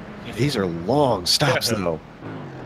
Fuel takes an enormously long time in these GT3 cars, which is something that we should point out. We're so used to, Bill, these cars having limited fuel in the other GT3 series that we cover. This is a full tank. That's a good point, Joe, and that didn't dawn on me, but yes, that is the case. Corbin getting around. Oh, that's right in front of Nelson. Nelson says no problem. Doesn't even ruin his racing line. Corbin was the one spinning in front of him.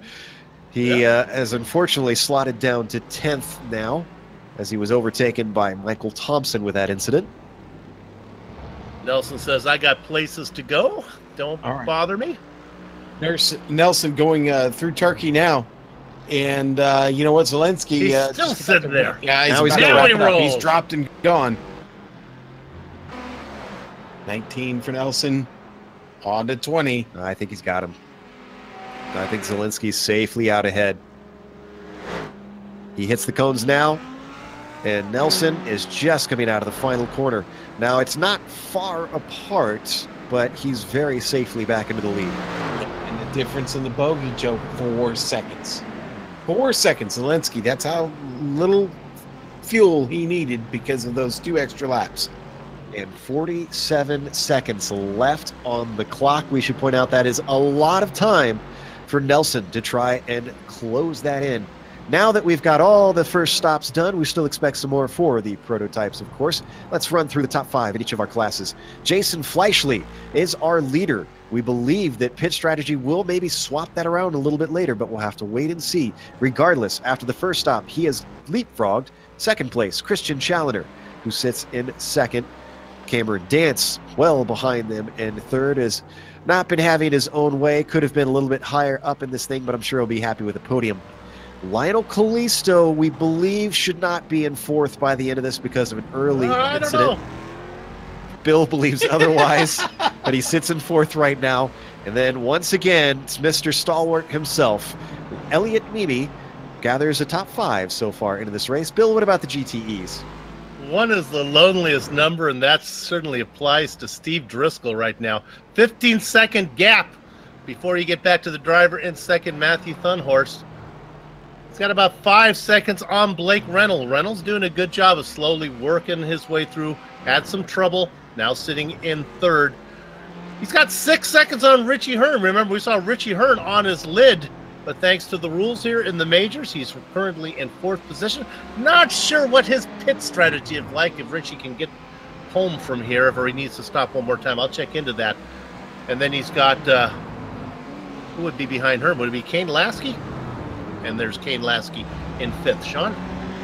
Soup, Bobby Zelensky is just throttling this field right now. He has been since we dropped the green a little over an hour ago. Helpton, Minardi, Nelson from Brazil having a tremendous run in 2nd place right now. Travis Warling has himself sitting in 3rd. Vincent Labiere in 4th. And 5th, rounded out by Paul Slavonic, the man from Texas, having a nice run here at his home track. Number of Texas drivers, it feels like today. Go ahead, Bill. Let's get back to Lionel Kalisto now. I am very confident from here, Sean. He can race, well, okay, 45 minutes. I've seen guys go this far. So everyone else needs to make one more stop as well in this class. Although the stops that everyone else is going to make, I think it's going to be really quick. Lionel's will be a full fuel fill. So, okay, Lionel's done 25 laps so far since his last stop I'm seeing. Is it 25 laps to the end from here? Yeah, I'm thinking he's good. All right, well, we'll have to watch and see. If so, he lucked out being right on the cusp of it. And really, if he did fill up, Bill, that is a great heads up for him to be able to think on his toes like that as we jump back to this battle for first, really. And just so you know, the broadcast is more entertaining every time Soup is wrong. So it's just, we'll just stick with my prediction. I believe bad strategy prediction is one of the squares, Bill? Yes, isn't that in our bingo game for the commentators? Yeah. Yes. Ooh, and GTE 6. Oh, side-by-side battle. Bennett, Eric Smith, and a hard-fought one with the car of Marcus Tracy trying desperately to get out of the way, peels off to the right to try and let these two through, seeing that they are door-to-door now. Smith not able to do anything through this tight and twisty stadium section. Follows him through Turkey, and unfortunately the wake seeming to cause him to have a little bit of trouble following closely.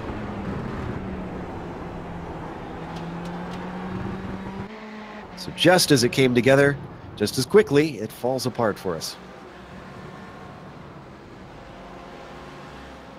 It's two Ferrari 488s working their way up that front stretch. Bill, thankfully for you, a few more of the Fords here in this one. We cover another GTE series, and I know you're always a little bit sad that there's so few in that one. You never have too many of those beautiful Fords in a race. Sean, Mr. Crew Chief, let's look at Richie Hearn real quick for a minute. We know we saw him on his lid. He's currently not doing so bad. What's he, about 4th in class right now? Yeah. Behind Driscoll, Thunhurst, Reynolds, and then Hearn. He's got about 6 extra laps than the rest of these guys. Can he go the distance in this class? Boy. 15 laps in so far. Look at Reynolds. Reynolds is on a 9-lap stint. He's on a 15-lap stint. Might be okay. You know what? I think it's going to be really, really close for Richie. I'm going to be honest with you. I'm kind of on the fence here. I think he'll go either way. I estimate that when he comes across the line, he's probably got about 21 laps left. It's going to be a bit of a stretch, but I think he might be okay, Sue. Well, something for us to watch. Reason for the viewers to stick around. Yeah. His first stint was 20 laps before the incident happened. Right now, like I said, he's on lap 15 of this stint. That's a lot more laps than the first one. Oh, and Kalisto is in with 42 minutes left to go. I'd say he is safe. But it's going to be a long one. He's going to have to fill this one up. Everybody else is going to have to take a splash and go. If you're a fan of the majors, this is Lionel Kalisto's modus operandi. He somehow will manage to have a problem or limp a car home and get a good finishing position. There he goes. I'm sure in that house there are pitchers full of lemonade. Now, up at the top, Challenger a little bit off the back of Fleischle. Not far, far away, but it's gone back up to 7/10. Yeah, this one I wish I had a better read on. I really don't. I don't know why. They seem very evenly paced with one another. Yeah, Challenger, he took tires. Fleischle did not. I don't know how much fuel. Did Fleischle short fill? He's going to have to take more fuel on that final stop than Challenger. I don't know. I would have thought Challenger would run him down and be long gone by now. Oh, did Steve Driscoll have a problem? I think Steve Driscoll may have disconnected. I'm seeing him grayed out on my screen. I don't see him. I'm losing. Oh, no. Are we going to see a surprise winner in the GTE class in the form of Matthew Thunhorst? Has nearly been anonymous today in this class, and yet here he is now inheriting the lead.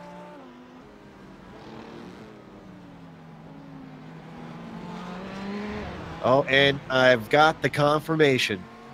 Steve Driscoll has disconnected with a bad internet connection. You know what, Joe, and for all the enhancements that iRacing has made over the years, people complain about the fact that they haven't created a damaged model yet that, has, tire blowouts, engine failure, things like that. They don't need it. You know what? You don't need it. Exactly. We're fine. We're good, guys. Focus on other things, because as long as we're continuing to compete in this medium, the internet, this is going to continue to happen, and it's something guys have got to be ready for, especially in team endurance racing. Joe, we've seen before. Somebody's always got to be ready to hop in the car just in case somebody bombs out.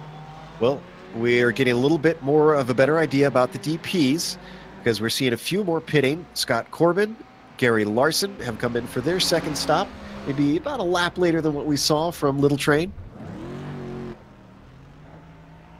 And as we cycled through after we talked about Thunhorst and looked at each of the rest of our GTE leaders, for those looking for some drama, if you looked at the gaps, I'm not sure that we're going to see it because Reynolds not too much faster than Thunhorst and 6 seconds back. Same thing with Richie Hearn, who we think might even actually have to stop another time. He is well far back from Reynolds. Our podium pretty far separated unless we have major dramas over there. Just to follow up, viewers may be wondering why we care about Lionel Callisto. He's sitting fourth in the points, and that's how you win a championship, is to lessen the damage. And Callisto is our current champion. We should point out as well. Yeah. This is for position out on track here between Callisto and McClure. McClure looking to the inside of 12. Hasn't got it done yet. It's going to switch back in the favor of Callisto. They've got traffic in the form of Kane Lasky ahead of them. But Callisto is able to shut the door. A bit of a full battle, though, because McClure's going to have to make that final stop. He's only made one. But regardless, Callisto doesn't want to be held up and wants to make up as much time as possible. Elliot Mimi comes in for his stop.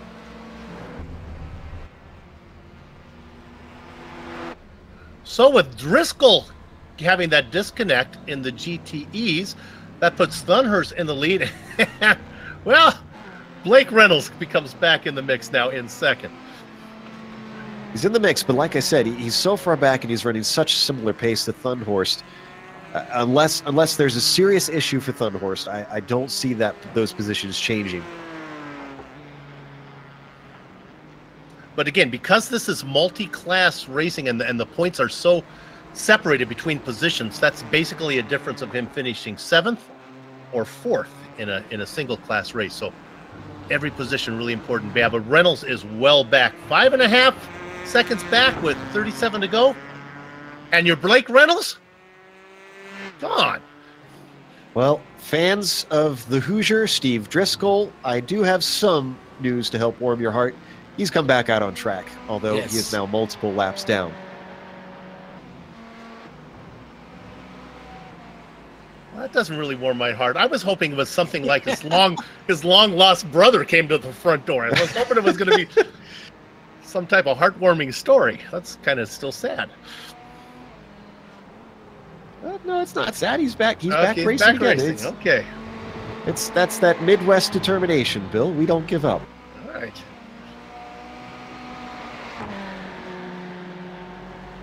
A lot of drivers are going to have to not give up because very few are closer than 2 seconds to someone near them for position on track, including our leader here in the GT3, Zelensky.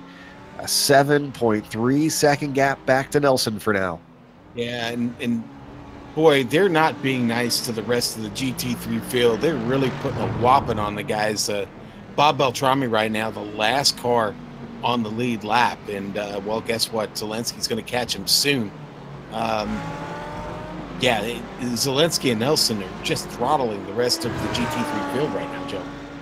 And remember, Nelson lost all that time early on. He was involved in that incident with Barnes and lost lots of seconds. There we see second place driver from Brazil continuing to try to plug away to see if maybe something can help him have an opportunity to try to run down Zelensky. Zelensky's been dealing with traffic a little bit here lately, but it's all been clean and tidy.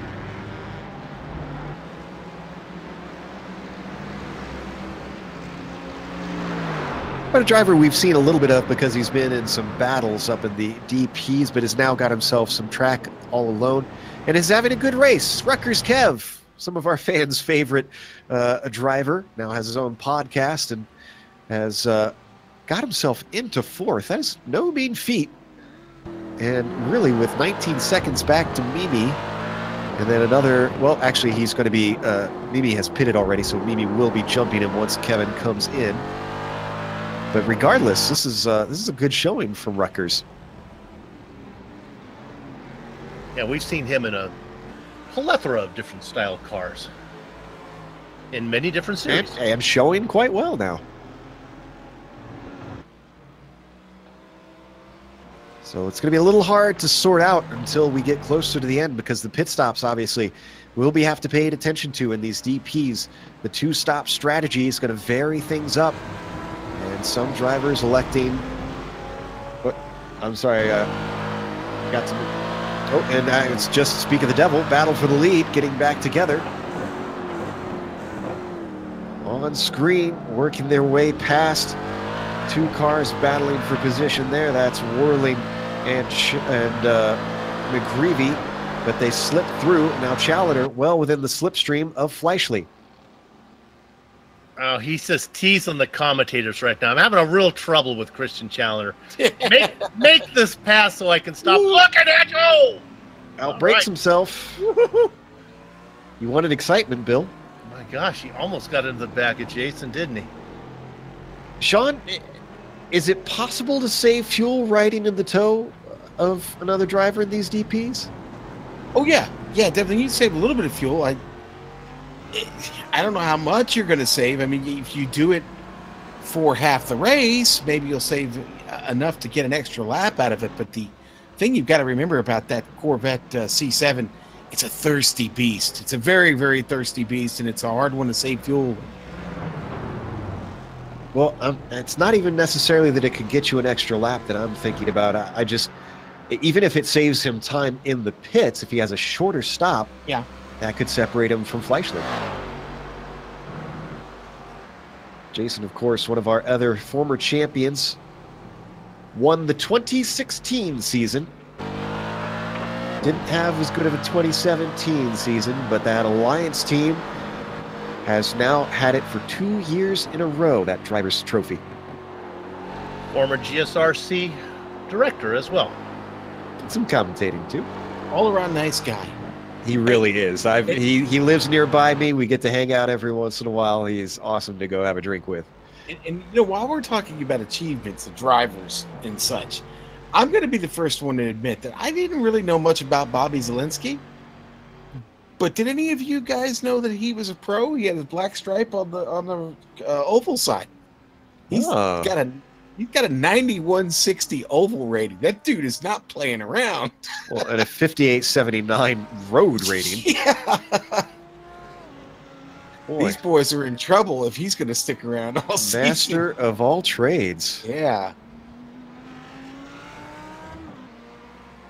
Yeah, hey, folks, if you're a painter, he might be a good guy to look up and buddy up with, and maybe get your name on that car. If he's driving in the Pro Series, he's got to have a painter, right? Someone's got to get him a paint scheme over on the oval side. So he's got to have some friends, right? That's pretty just the way it is, just like that. Yeah.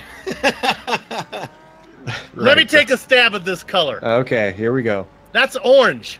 Hey! Yes. Yes. Have a cookie, Bill. All right, so Bobby Zielinski, who we've now discovered is incredibly fast, and whatever you stick him in, probably needs to get together for a drink with Christian Challoner. Those two obviously sharing some Andretti-esque skills. Speaking of Challoner, as we jump back on board with him, continuing the chase on our overall leader, they get past the car of George Angus easily through turn 1, and then head into the S's, where it might be a little bit more tricky and frustrating to try to get past Arturo Amro. One of our few Australian drivers here in this split today. The drivers can hop over to other splits every once in a while if it clashes with their schedule. I think we did Arturo when we were covering the IDA series in the middle of the night here in the U.S. There you go.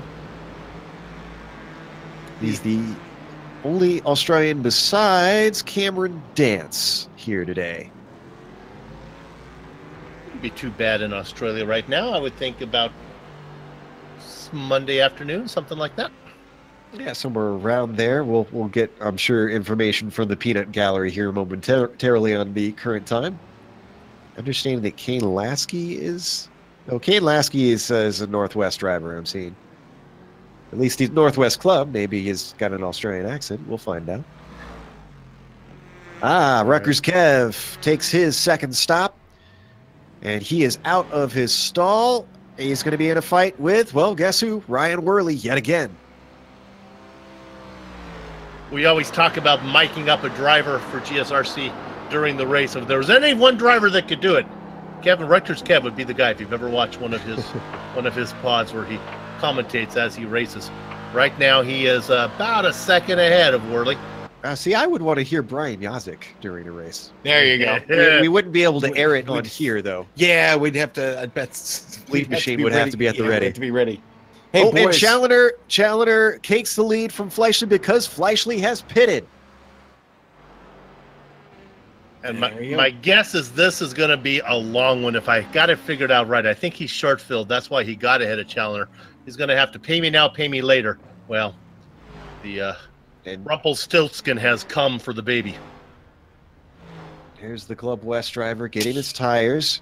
Now, was it... Sorry, I'm trying to recover from that.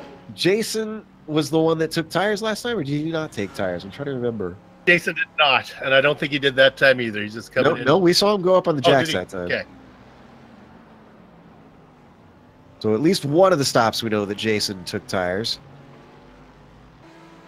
By the way, if I was in Sydney, Australia right now, I would be sitting at the cafe having lunch. It is about 12:35 in the afternoon. It's a beautiful sunny day and 80 degrees right now. Not having to Foster's with that much? Not during, it's Monday, sir. Not on the work day. Doesn't mean anything for some people. Can we get a quick replay on Linz, if we can, Director? Go back about 30 seconds here. Linz currently in Linz. Yeah, he's way back at the back of the field. All right. We're not going to be able to get that one. He took a little bump. Almost, what do you call that, Sean? When you go head over heel? An endo? An endo, yes. Actually, Winston's had a couple of endos today. He had spent almost 25 minutes in the pits to get repaired and back out on track. Right now on his 30th lap here. I had to go back and watch because I'm like, how could you do an endo at a track like this? And I see now he clobbered one of the pyramids. I believe that one is Giza, the one he hit there. You know, I think the interesting thing to watch is going to be Dance and Flash and and Fleischle when Dance has to come in for his final stop. I don't think Dance was close enough, though. Unless he has a supremely short stop. Well, he's got 23 seconds on Fleischle. Oh, and as I say that, oh, sorry, Cameron. Where's that commentator's curse box? That's top right, I think. Second row. Now this is an understandable mistake, though, Sean. Outbraking yourself into the first turn. Yeah. If you haven't done that, you're not pushing hard enough at this track. When everybody watching this broadcast right now, raise your hand if you've done that. And there we go. The whole room. Take account. I'm taking account. Hold on. Well, any thoughts of him maybe snaking Fleischle? That's probably gone now. The gap, 19 seconds. Not sure if you can get in and out for a splash. I don't see in that buggy. likely. Nope. The drivers were waiting to take a stop in the DPs are Challoner, Dance, and McClure. Everybody else has got their second stop, except for a few of those who are many laps down, Gustavo Cianferrani being one of those, and I believe that's it. You know, Dance and Challoner on practically the identical strategy, too. So these pit stops are going to be critical for them. Challoner can't afford a mistake. Dance is going to need a little bit of luck right now with that 15.5-second gap. Sweet. Watch Challoner. Another one of your favorite clips here, Bill, with him going by Zielinski. Zielinski's can take his time. Challoner has got to be a little bit worried about what Fleischle has up his sleeve. Yeah, I definitely think that the race is on between Challoner and Fleischle, but we really are not going to know until we see Challoner come in. And we saw last time he drained it dry. I suspect it's going to be the same deal this time. I'm seeing 34 seconds between Challoner and about 35 to Fleischle. Not a ton of time. But if he goes all the way to the end, I'm getting an important note here, he's not going to want tires. There's no point. There's nothing to be gained for them. So that's going to make it a short stop. Yeah, literally a splash and go. Yeah. Yeah, he'll deal with the tires. He'll be fine there. So far, he's been handling them quite well. Haven't really seen too many errors from Challoner, other than maybe a big oops into this corner coming up, 12, when he outbraked himself slightly. Why don't we check back down into the next class slower to the GTEs. We were mourning the loss of Driscoll and glad to see him back, but Matthew Thunhorst holding that gap over Blake Reynolds at 7.6. That's something I think any driver should be proud of. If you can hold a gap over Blake Reynolds, you're fast. Yeah, Reynolds has not been able to do anything in that gap, and actually it's gone up some. It was down to 6 seconds. Another one that we're watching about pit strategy is Richie Hearn sitting third in class. That's another guy. Can he go the distance? Richie's been out there for 25 laps. Oh, 23 minutes left to go. Yeah, that's pushing it. Well, we can see dashes now, can we? Is there a fuel gauge that we can get a glance at on Richie Hearn? I don't think they show you the actual information, do they? I think they keep that secret. You can see it. I don't know if we can get close enough to see it, though. That's the angle right there. All right, somebody give Dougie some money for a telescopic onboard. Okay, so it's not giving us the numbers, sadly. Oh, well. Still glad. Praise to iRacing for giving us the telemetry for these broadcasts. Certainly makes it all the more fun to watch and a lot more enriching to our angles as we watch Richie Hearn try to stretch this car out to a podium. He's got almost 5 seconds on Kane Lasky, so he can nurse a little bit. Kane Lasky, Sean, a name we know from the multi-class sports car where he was racing in those skippies for a while. Remember that on Saturday afternoons? Yes, sir. I do remember that well, actually.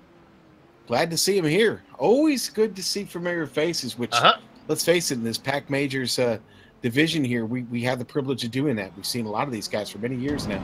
With GSRC carrying now 15 series, it's hard for us not to know anybody. get well connected doing this with drivers on iRacing as we ride on board with Lasky wheeling that GTE car around.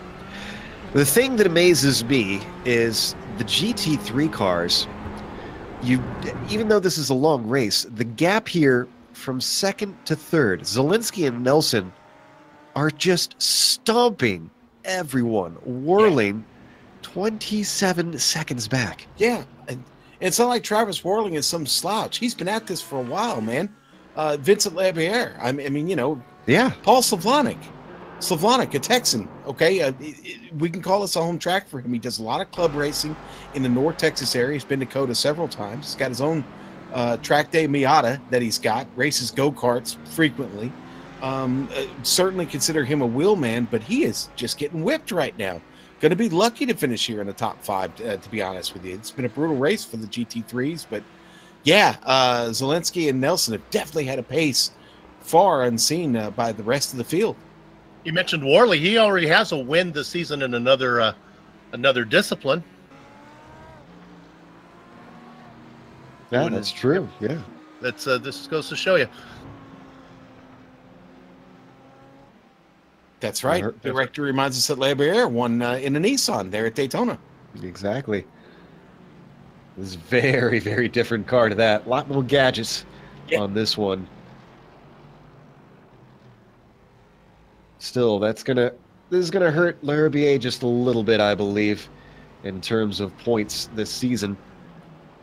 A 4th in a multi-class race will hurt quite a bit. Yeah.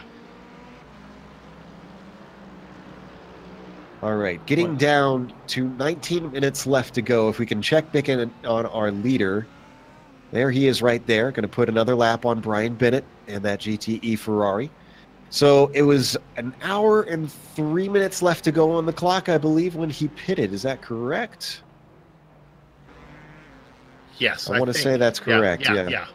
So 6 minutes left on the clock is what we can expect. Maybe about 13 more minutes that Bennett could stretch it if he takes it all the way. Not too much longer. I'm not sure why at this point you would need to push it as far as you are. It leaves you open to the mistake of, it's like, Sean, it's like if the end of the game in football, kick the field goal on 3rd down. Don't wait till 4th down. Kick it early. Well, okay. But you've got a strategy too. Okay. You've got a strategy and things have gone really well at this point. Stick with your strategy. Don't take any chances. I hear what you're saying. The other miss your pit box. Want to drive, miss your pit box, and you're not going around again. Somehow I think Kristen Challenger can probably find his pit box. Yeah, I'm pretty certain. Well, and honestly, there's a reason why Sean is my actual crew chief when I run endurance races. So I think I'll stick with Sean's advice on this one, Bill. No offense. Page 17, the GSRC commentator manual. Put drama in whenever possible. Just trying to. And we're going to need a little bit of it because, again, I'm looking through our time and scoring. The closest fight that I've seen is not between the same class. No, the interesting battle, again, is Richie Hearn. He's nursing this thing. He's got about 6 seconds back to Kane Lasky. This is for 3rd in class in the GTEs. Does he have enough fuel to get there? Well, if he doesn't have enough fuel and it's not tight, like if it's very obvious, you would think that he would have come in by now. Because this is another one where there'd be no point to try and stretch it out. So I expect at this point, what I'm reading from the situation from Richie is that it's at least close, and he thinks he can make it. Very good point. There'd be no reason to do that if he didn't think he could do it. No reason to go slow if you don't have to. Pretty good jolt, Sean, though. If you end up on your lid in a race and still come home on the podium, that's a good day.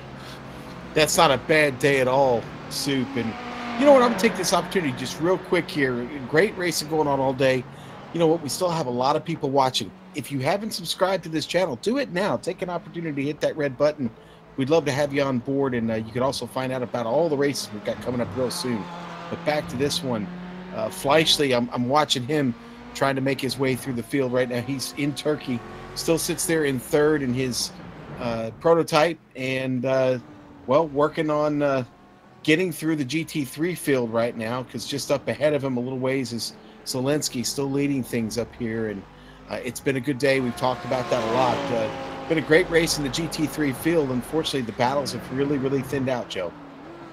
One that is starting to develop in ninth in the DPs is between Larson and Thompson. They've been dealing with a little traffic. Larson outbraked himself into the first corner. That brought Thompson back into things. You can see they're not right next to one another, but that gap is shrinking. It's now down to 1.8 seconds between Thompson and Larson. One of our closest battles. And this isn't always even just for pride or for points necessarily, but also for pride.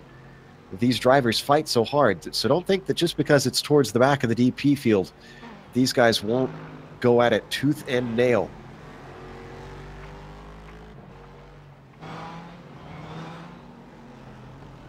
Larson been having a bit of an up and down race today. Had some good battles as he slides through Turkey up towards the end of the lap. Only 4 drivers not racing with us: Linz, Gomez, Cole, and Clement. We're waiting on a few of our DPs to take their final stop still. Challenger and Dance, first and second right now, have not come in. And Richard McClure, the last 3 that need to take that final stop. McClure running 6, running a very quiet race of his own. Not sure happened with Rob Powers in his GT3. He's sitting at the very back of the pack. He stopped just off the exit of the hairpin at the top of turn 1. Let several cars get by, but it was kind of a curious spot where he, well, let's just say he left himself open for a collision where he was sitting. Weird. Must be another UPS man incident. Yeah. For Rob Powers.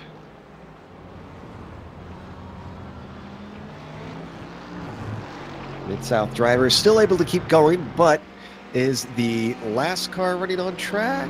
No, he's not. George Angus is in a different class behind him.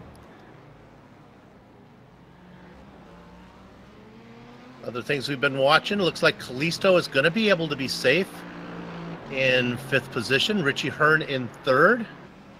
Looks like he's okay after being on his lid. I think I can safely say that Richie Hearn, in his real-world experience, had never put the car on its lid and come home on the podium. I'm just guessing. Yeah, probably not. I don't know. Richie's got some stories, man. As we've got to know him a little bit better, he's got some pretty crazy stories, and we may be exactly wrong about that. So, well, that pink trim machine looks like it might be able to achieve that feat today, but we still have to watch and wait because we can't be 100% sure that he can get to the end. 13 minutes left to go now. The closer it gets, the more likely it looks like he's attempting it. And there's Hearn, and right behind him is Challenger, who stays out. Again, we know he's going to need another spot, but Challenger's going to have several cars to get around here. He screams down the front stretch, throwing the lights at Richie. Bad news for Michael Thompson fans. He's lost a bigger gap on Larson. It's stretched back up to about 3 seconds. So unfortunately, Larson has turned up the wick. People don't realize the Challenger is in a race with a guy who's 33 seconds behind him. He can't wait around too long. He's got to be able to come in, make that splash and go, and get out ahead of Fleischle. And there's Dance, still waiting to pit, who we believe will give away that second place to Fleischle. Yeah, I don't think so. I think that's a done deal, and I think he's pretty safe to get out in front of Elliot Meemley, who's taken his final stop. He's got about 40 seconds between 2nd and 4th. I'm actually seeing as much as 55 seconds between Dance and Mimi. Yeah, I think at the moment now. Yeah, there we go. It's So Dance should easily be able to get out for the podium. That's barring mistakes or dramas out on track. And as we've seen in the majors, you really just count that out. I say it so many times, but it is so important in every race that we watch. The checkered flag decides everything. Yeah, top to Driscoll, who was on his way to a win. Yep, exactly. Yeah, good, excellent example. Now, we have another Texas driver making some inroads here because Fleming has rocked up to the back of Eric Smith. As they break down into the turn 12 hairpin. That's Paul Slavonic ahead of them, but that's a driver in a different class, so they're not racing him for position, but he could affect this battle.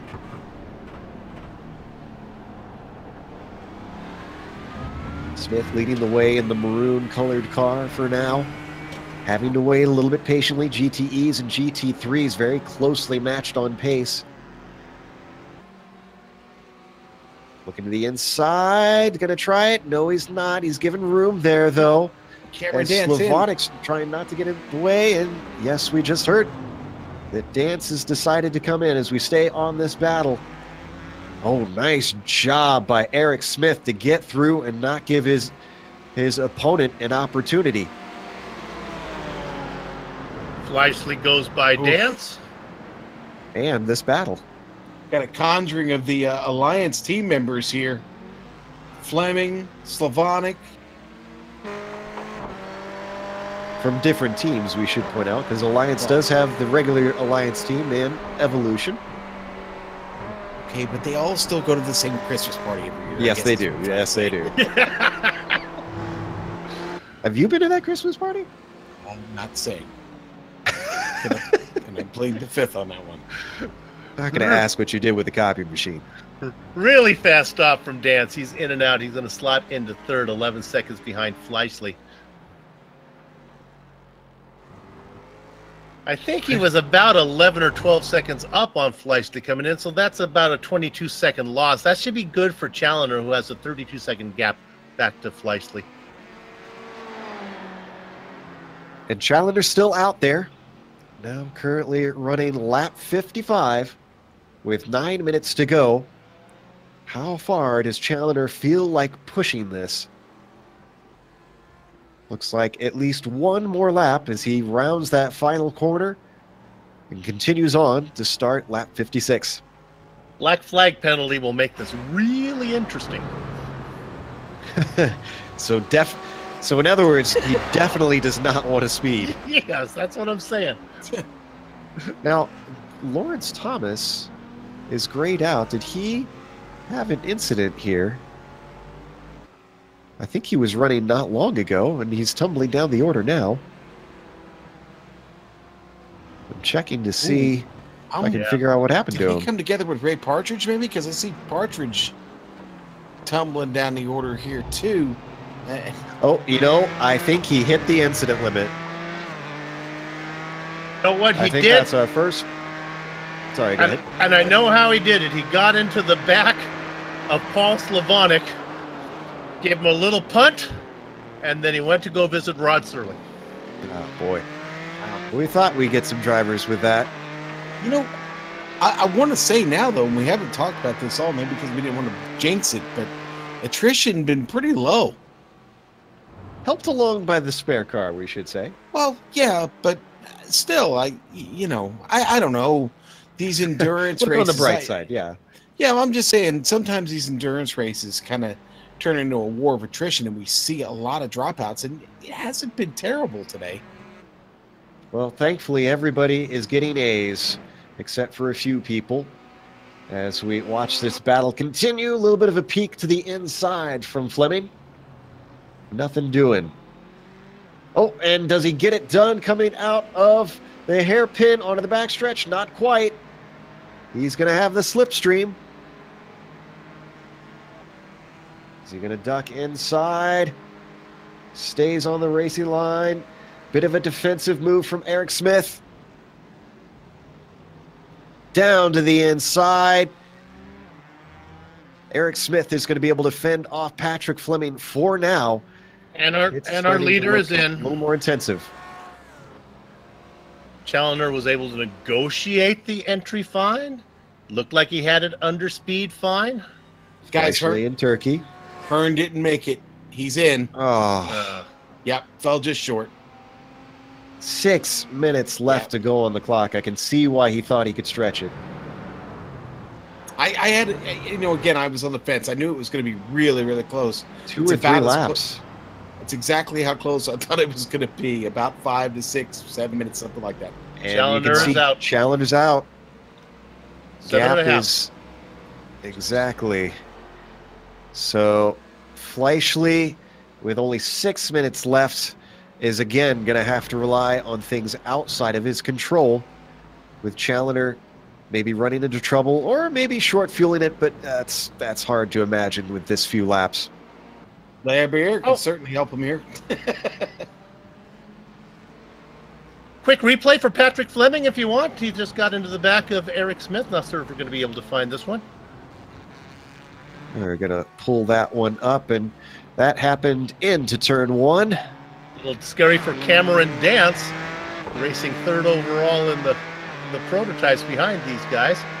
Right up into 1. Everything is bigger in Texas except for Patrick Fleming's brakes. Just tips the side of him, stays out of trouble. And there goes Dance. Yeah, Dance had a good view of this one. He's in 3rd now. Probably didn't expect this to come at all. Whoa, big lockup. Whoa. Oh, the Australian had a huge scare from his onboard angle. That looked way more intense from there. That battle that we saw behind him wasn't a battle so much as traffic. That was Richie Hearn, who cycles out into 6th. Yep. Not as good as a podium, but, well, I mean, that's still not bad for having rolled over in this race.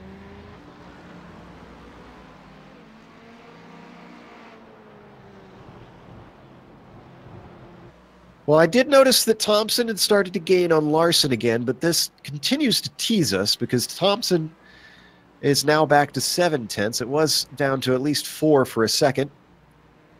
Larson been doing a good job withstanding the pressure. We have to give him credit.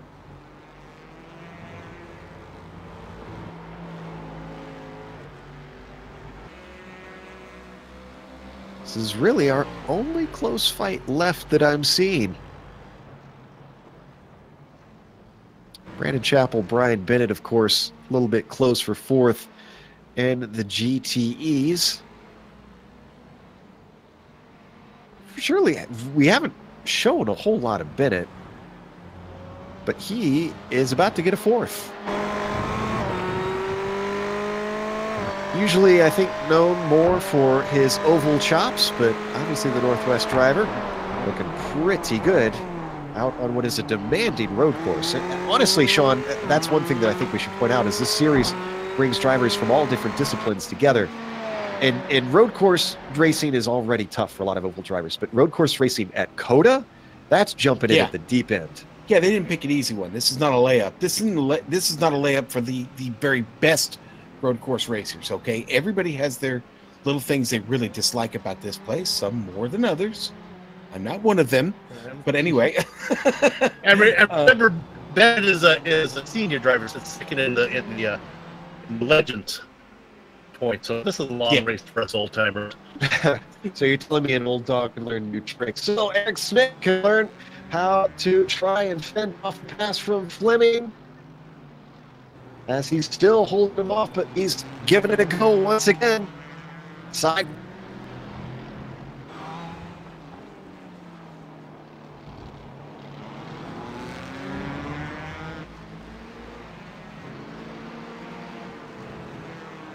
Did Challenger? So it looks like we lost Joe there for a minute. Yeah, he's having an issue with his mic. Timing incredible, wasn't it? I wasn't sure if it was me or if it was we're listening. All right, here we go. So let's go ahead and wrap this up while we bring Joe. Will be back with us here in no time. 2 minutes to go. I get to call the finish. Stay away, Joe. I get there's an extra GSRC bonus if we call the finish here. Oh, Challenger is maybe the same thing that happened to Joe happened to Christian Challenger. He's gone. He is not on my timing and scoring. No. Our director doesn't have it. He's falling below Elliot Mimi. Christmas comes early for Jason Fleischle. I'm showing Fleischle as the leader of this race now. Challenger is full. Its throughput has fallen through. Oh no! Was that even on the final lap as well? No, we're gonna have one to go when they come across. Oh my gosh! The UK&I driver, I have to imagine, is breaking a few things in that sim rig room. But yeah, I said Jason Fleischle has to rely on things outside of his hands to take the win. Well, like Bill said, it has been gifted. Wow. To lose disconnection is frustrating enough. To lose disconnection while leading, that's even more frustrating. To lose disconnection while leading for an hour and 58 minutes in a 2-hour race. Oh, it's going to be a hard night's sleep. I'm gutted and I'm not even driving the car, right? I just, wow. Not the news that Matthew Thunhorst or Bobby Zelansky want to hear. Certainly not. 20 seconds to go as Jason Fleischle crosses the line, proving why he is one of the former champions in this series. He is looking at taking a win now with an 18-second lead over Cameron Dance on the final lap. Mimi sits in fourth, Kalisto in fifth. It looks like Lionel's going to be okay. Challenger's reconnected, guys. He'll get out. He'll probably get to finish the last lap. Oh, that'll be little consolation, I believe. Probably. So as Fleischle goes through the S's one last time, Thunhorst still our leader over in the GTEs.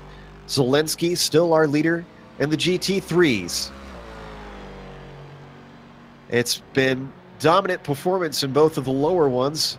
Not quite as dominant. A bit of a race here at the top of the DPs. We thought it was a done deal, at least by the end. But again, you just cannot predict what is going to happen in racing until everybody crosses the line.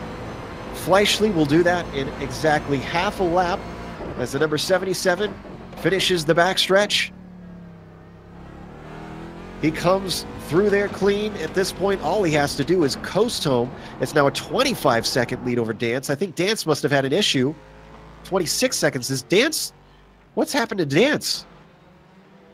Nursing it, still out there. 20 seconds up on Mimi. Still racing.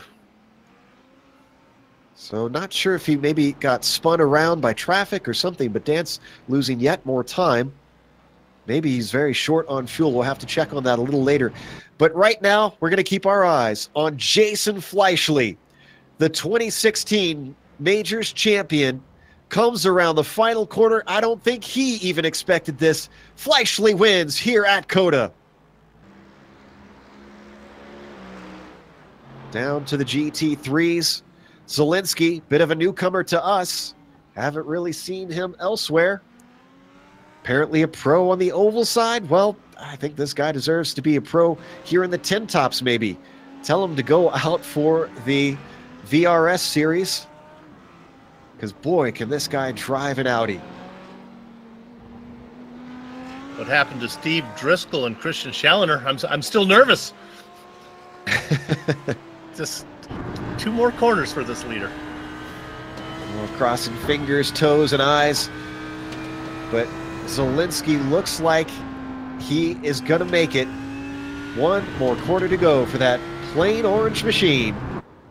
Bobby Zelensky is your winner in the GT3 class here in round 4. On his driver profile, Joe, he does have a link for VRS, so I think he's already hooked up with them in one way or another. Matthew Thunhorst, another one lucking out a little bit here. Helton Nelson came by across in second, Joe. He wrapped that up for Brazil. Nicely done. Matthew Thunhorst takes the win as he comes up to the final quarter. a nice 30-second lead or so over Blake Reynolds. Boy, that is one that you want to hold over him for a while as Matthew Thunhorst wins the GTE class. Going to come away from Texas with bragging rights over Blake Reynolds. Go figure. Ooh, yeah. Oh, yeah. He'll love that. Well, we're going to take a break. And, honestly, Christian Challenger's words in the chat says it all.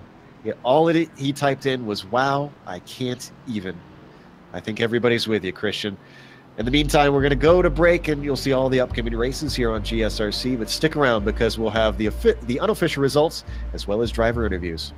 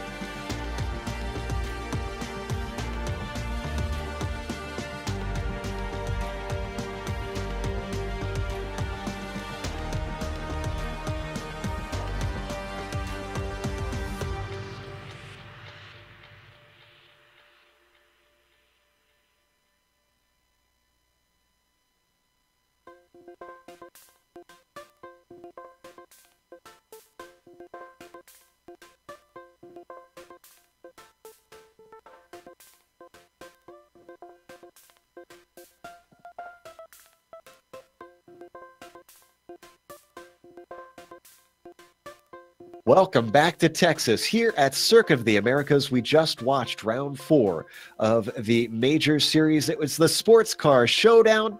And in the end, Jason Fleischle took a surprise win. I don't think anybody out on the track thought that he was going to take that until Christian Challenger had a disconnect with 2 laps to go. Cameron Dance is going to get bumped up to second because of that. And Elliot Nemi, he gets on the podium. A well done to the driver from California. And fourth, Lionel Callisto recovers for a good race, considering it could have been so much worse. Keeps his attempt at keeping his crown on track. Kevin O'Keefe, a nice top 5. Rutgers Kev, and how about Ryan Worley? We saw a little bit of a battling with him, and in the end, he manages to get a 6. Richard McClure takes a 7th, and Gary Larson comes home 8th. Last car in the lead lap will be Michael Thompson in 9th. And then you get to Wayne Hutchison, who finishes 10th. We go to our GTE class. Bill?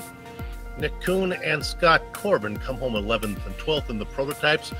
But ahead of them is Matthew Thunhorst. He had a good race. He's going to finish up the leader after Steven Driscoll had that bad internet connection. Blake Reynolds, second in class, ahead of Kane Lasky, the final podium spot. Brian Bennett, Brandon Chappelle in fourth and fifth. Richie Hearn, he was running on a podium. He was up on his lid. He had to make that extra stop. Going to have to settle for sixth. Eric Smith in seventh. The Australian Arturo Amro in eighth. And Kevin Mills, well, actually Kevin Hill down there in ninth position. Then we get over to a few more prototypes. That would be Christian Challoner and Gustavo Scianfarini. Then the last of the GTEs, Patrick Fleming, Steve Driscoll, Dick Mueller, and Brian Barnes. Sean? Okay, now let's go through the GT3s. Okay, now you see their overall standings out there to the left. 28th for Bobby Zielinski. He is our winner in the GT3 class, and what a clinic.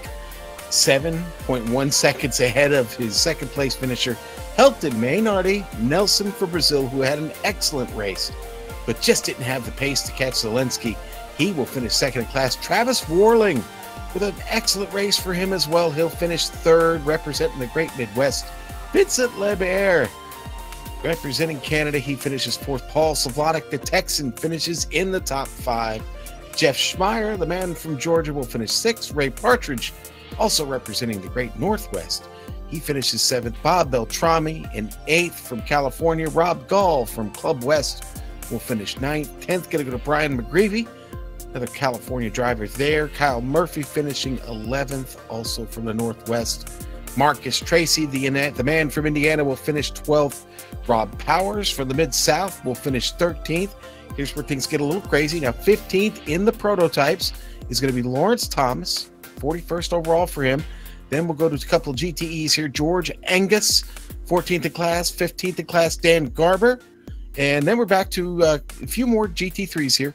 Winston Gomez Lins, he will now finish, that will be 14th in class, representing Canada. Brian Grandin was an early casualty, had some trouble, had really, really good pace. Unfortunate for the Club West driver. He'll finish 15th in class, 45th overall. And Sean Cole, the SimPit's own, 16th in the prototypes, 46th overall. Trevor Clement, unfortunately, things got wrong for him early. Was that opening lap incident there for Trevor, gobbles him up. He'll finish 16th in the GT3s and 47th overall, the last car in this race, guys. We have our winner waiting in the wings, Jason Fleischle, going to talk to us real quick about his race. And well, first question we have for Jason is, are you as stunned as the rest of us? Yeah. What the heck happened to Challoner? He had a disconnect with 2 laps to go. Oh man. He blames you too. That really? No. I thought no, that he had a disconnect, because I thought he just slowed down like he was. No, he had a disconnect. His connection went out, and he was able to come back for the final lap. Oh, that's too bad. Yeah, I guess that humbles the win down a little bit then. Well, it's still going to add to your points tally. Now, talking about more of the race then, we were a bit surprised to see you come out after the first stops ahead of Challoner. Do you attribute that mostly to you maybe taking a short first stop and him taking a long first stop? Well, you had to do 2 stops. There was no doubt about it. And so I ran the numbers today beforehand and looked at, either you run 2 full stints and a splash and go and no tires, or, run the first full stint and then split the second 2, which worked out to be 13 gallons, which happened to be just about exactly what it took to put tires on. So, and there was only 2 seconds difference between the splash and go and that, and I decided I'd rather have that fresh rubber, a lighter car, and it was definitely, faster the second 2/3 of the race because of that. Yeah, and you were looking like second place until luck certainly turned your way. Now, it seemed like there was a lot of concern from the previous races about the way that the DPs handled the GT3 cars. Did that change how you raced? Did you try and be more mindful about how aggressive you were with the slowest class?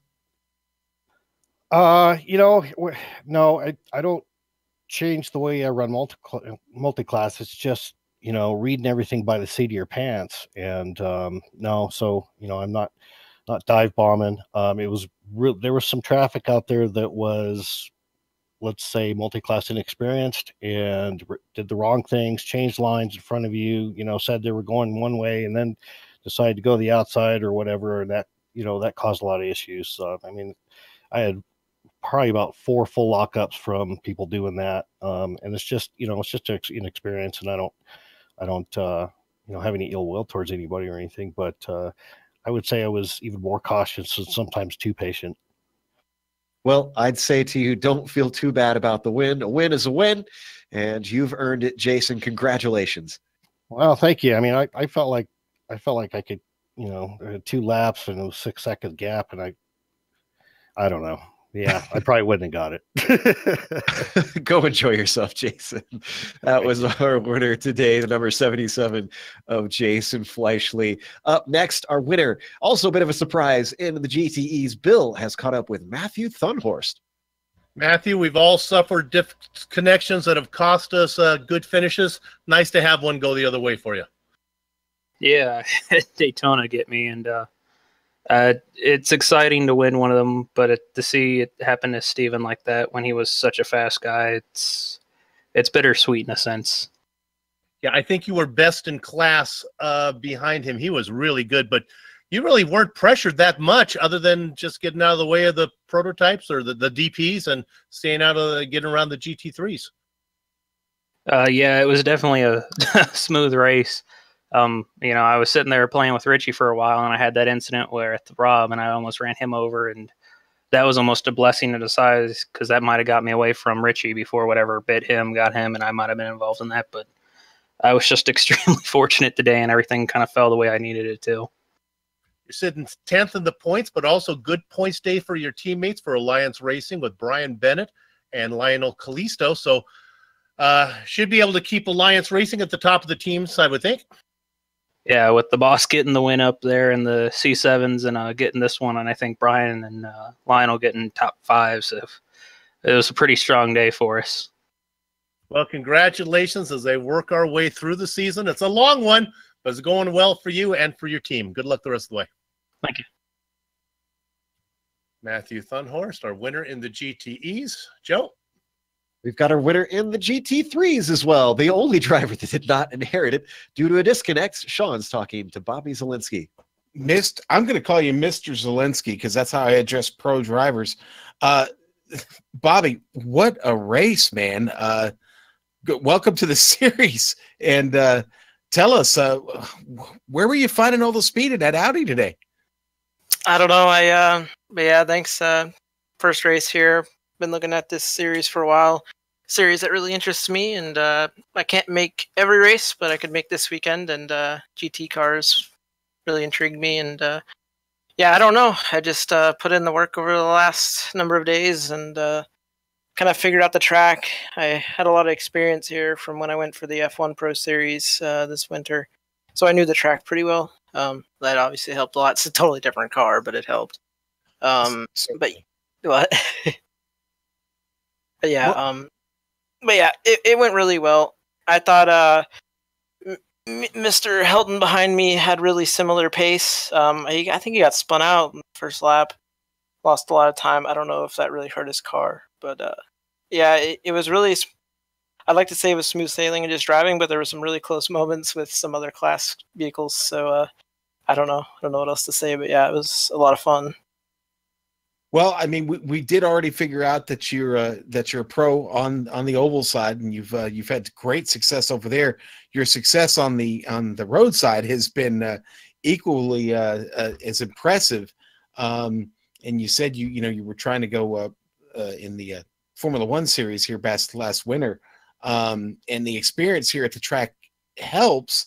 A lot of guys don't like this track. You seem to relish it and really seemed, I don't want to say an easy run, but like you said, you had some practice and you figured it out. The Audi, what's the trick? I've got to know. Give us a secret. If you're willing to let one go, what is it? I don't honestly think there's a real secret. I mean, in terms of Audi versus Mercedes, I've just watched the VRS GT Series World Championship, and most of the guys that are winning are in Audi. So I'm like, I'll pick the Audi basically, and learn that. I don't know how much faster of a car it was, in terms of balance of power, but I don't know. There's no real secret. You just hit your marks and you hold as much speed as you can through the corners. I mean, I don't know. I felt like I wasn't that much faster than Hilton behind me. I won about 8 seconds, but he had really similar pace. Like the entire first stint, we were within a tenth of each other. And I feel like if he didn't get spun out in the beginning, it would have been a really close race all the way through. Yeah. So I want to give him a lot of credit because he definitely, I wasn't feeling comfortable at all in that race to last about 10 laps. Because I knew he had pace and I was just trying to find that a little bit more pace. I didn't know if my tires would fall off at the end. But yeah, I'll drive anything really. And I like driving all these different series. And I really want to get more into the road side than the oval side. But maybe this is another step toward that. Okay, well, listen, we're going to be looking for you next time out. We certainly hope you can make the next majors event. We would love to see you back on track. Tremendous race today. You were definitely wise to be scared of Nelson's pace because it was really, really good. He did, unfortunately, have some trouble early, and it was just awful tough for him to recover. You were pretty flawless for the rest of the race after that happened. So, again, congratulations. Anybody you'd like to thank real quick before we let you go? Thanks everyone who makes this series happen. It's very well run. Really impressed. Shout out to Virtual Racing School. The logo's not on the car, but I'm a coach over there. Do data packs, all that good stuff. Yeah, Bobby, who's your painter? We were a little sad to see there was a blank car out there. Hey man, I like my orange car, right? but yeah, just thanks all of them, and thanks everyone for putting on a good race today. I don't really know who else to thank, but yeah, it was a really good day for us. Well, listen, Bobby, thank you very much. We'll see you down the road. Joe, who we want to bring in next? Last one we're going to talk to today is a guy we probably should have brought a little earlier because, well, he's on the other side of the world. Not sure if he has to get to work or what, but hello from the other end of the earth, Cameron, and great job on a second place. I'm sure you thought it was one step down on the podium, but you got to be happy with that. Yeah, cheers. I'm actually absolutely wrapped to have gotten second. I didn't actually think I was going to get on the podium at all, to be honest, over the entire race with the way that practice and qualifying looked. I was a little bit optimistic that I'd get a good result in a possible top 5, but no, to walk away with the second is absolutely awesome. I did have to, unfortunately, fuel save a little bit at the end as it did take about roughly a lap too short of fuel, but no, I made it to the end, and yeah, it was definitely well worth coming out today. Now, I'm assuming that this is one of those where you're just jumping over because it works better with your schedule, or are you regularly competing in the Pacific Split? No, I'm regularly competing in the Pacific Split with the way that my work schedule and all that sort of stuff works. It works quite well for me, so I'm able to race in the Pacific Split and get some decent results. Well, we're glad that you give us some of that Australian flavor up here. The next round that we're going to is going to be even harder in terms of road racing at the Nürburgring with the GT3 cars. Is that one you feel like you're going to relish, or are you one of the drivers that really groans when they hear that the ring is on there? First off, I'm a Kiwi, not an Australian. I know it's my a apologies. mistake. But, my apologies. Yeah, the ring, the Nürburgring I do actually tend to like. I know I do quite well there, so it'll be interesting to see what happens with it being only GT3. I know multi-class around there does make it a bit more interesting, but it'll definitely be interesting to see what it's actually going to be like and how competitive it is. My extreme apologies to both Australians and Kiwis out there. I know that's an important distinction. Well, again, congratulations on second. Thanks for sticking around to talk to us, and we look forward to seeing you in the next round. Yeah, cheers, no worries. I'd just like to thank the boys at TTL Esports for their hard work, and also our sponsors, Hyperstimulator, Asher Racing, Down Under Graphics, and also you guys for putting on an awesome broadcast as well. Oh, thank you very much. That was Cameron Dance, second place finisher here today and the in the DP class here, round 4 of the majors. We're going to close up today. You'd think I'd know better by now to be careful about those dual clubs when those come up. Yeah. glad it was you, not me, buddy. It's always soup I'm having to worry about starting international incidents too. And boy, Gee, thanks, Joe. I'll just hang my head in shame on that one. But we do want to thank Mike Willett for organizing this series and his huge team of people now that he's got behind him to help bring all 4 races to air each weekend. Thanks to the companies that provide the software and hardware for our broadcast listed here on your screen. Additional thanks to Eric Ekholm and Casey Lalonde, who provide our wonderful music. See the screen for how to get a hold of more of their great work. Thanks to the team today. I'm Jed, Bill, Sean, and Dougie. If you'd like to find out more about GSRC, including upcoming races, you can find it at globalsimracingchannel.com. Or you can check out our social media on Twitter at GSR Channel, Facebook at Global Sim Racing Channel, and Instagram at GSRC_Graham. Don't forget to head on over to our YouTube page and hit that big red subscribe button as well so that you don't miss a moment here on the Global Sim Racing Channel. The next race, as we mentioned, we're heading out to Germany for the Nürburgring on the 24-hour layout. It's thankfully not going to be 24 hours, but it's going to be a long one in the GT3 cars. That'll be Sunday, April 29th at 8:45 p.m. Eastern. We also have upcoming races for other series listed on the screen, so check those out and mark them down on your calendar. However, until next time, race clean, race hard, and we'll see you on the track.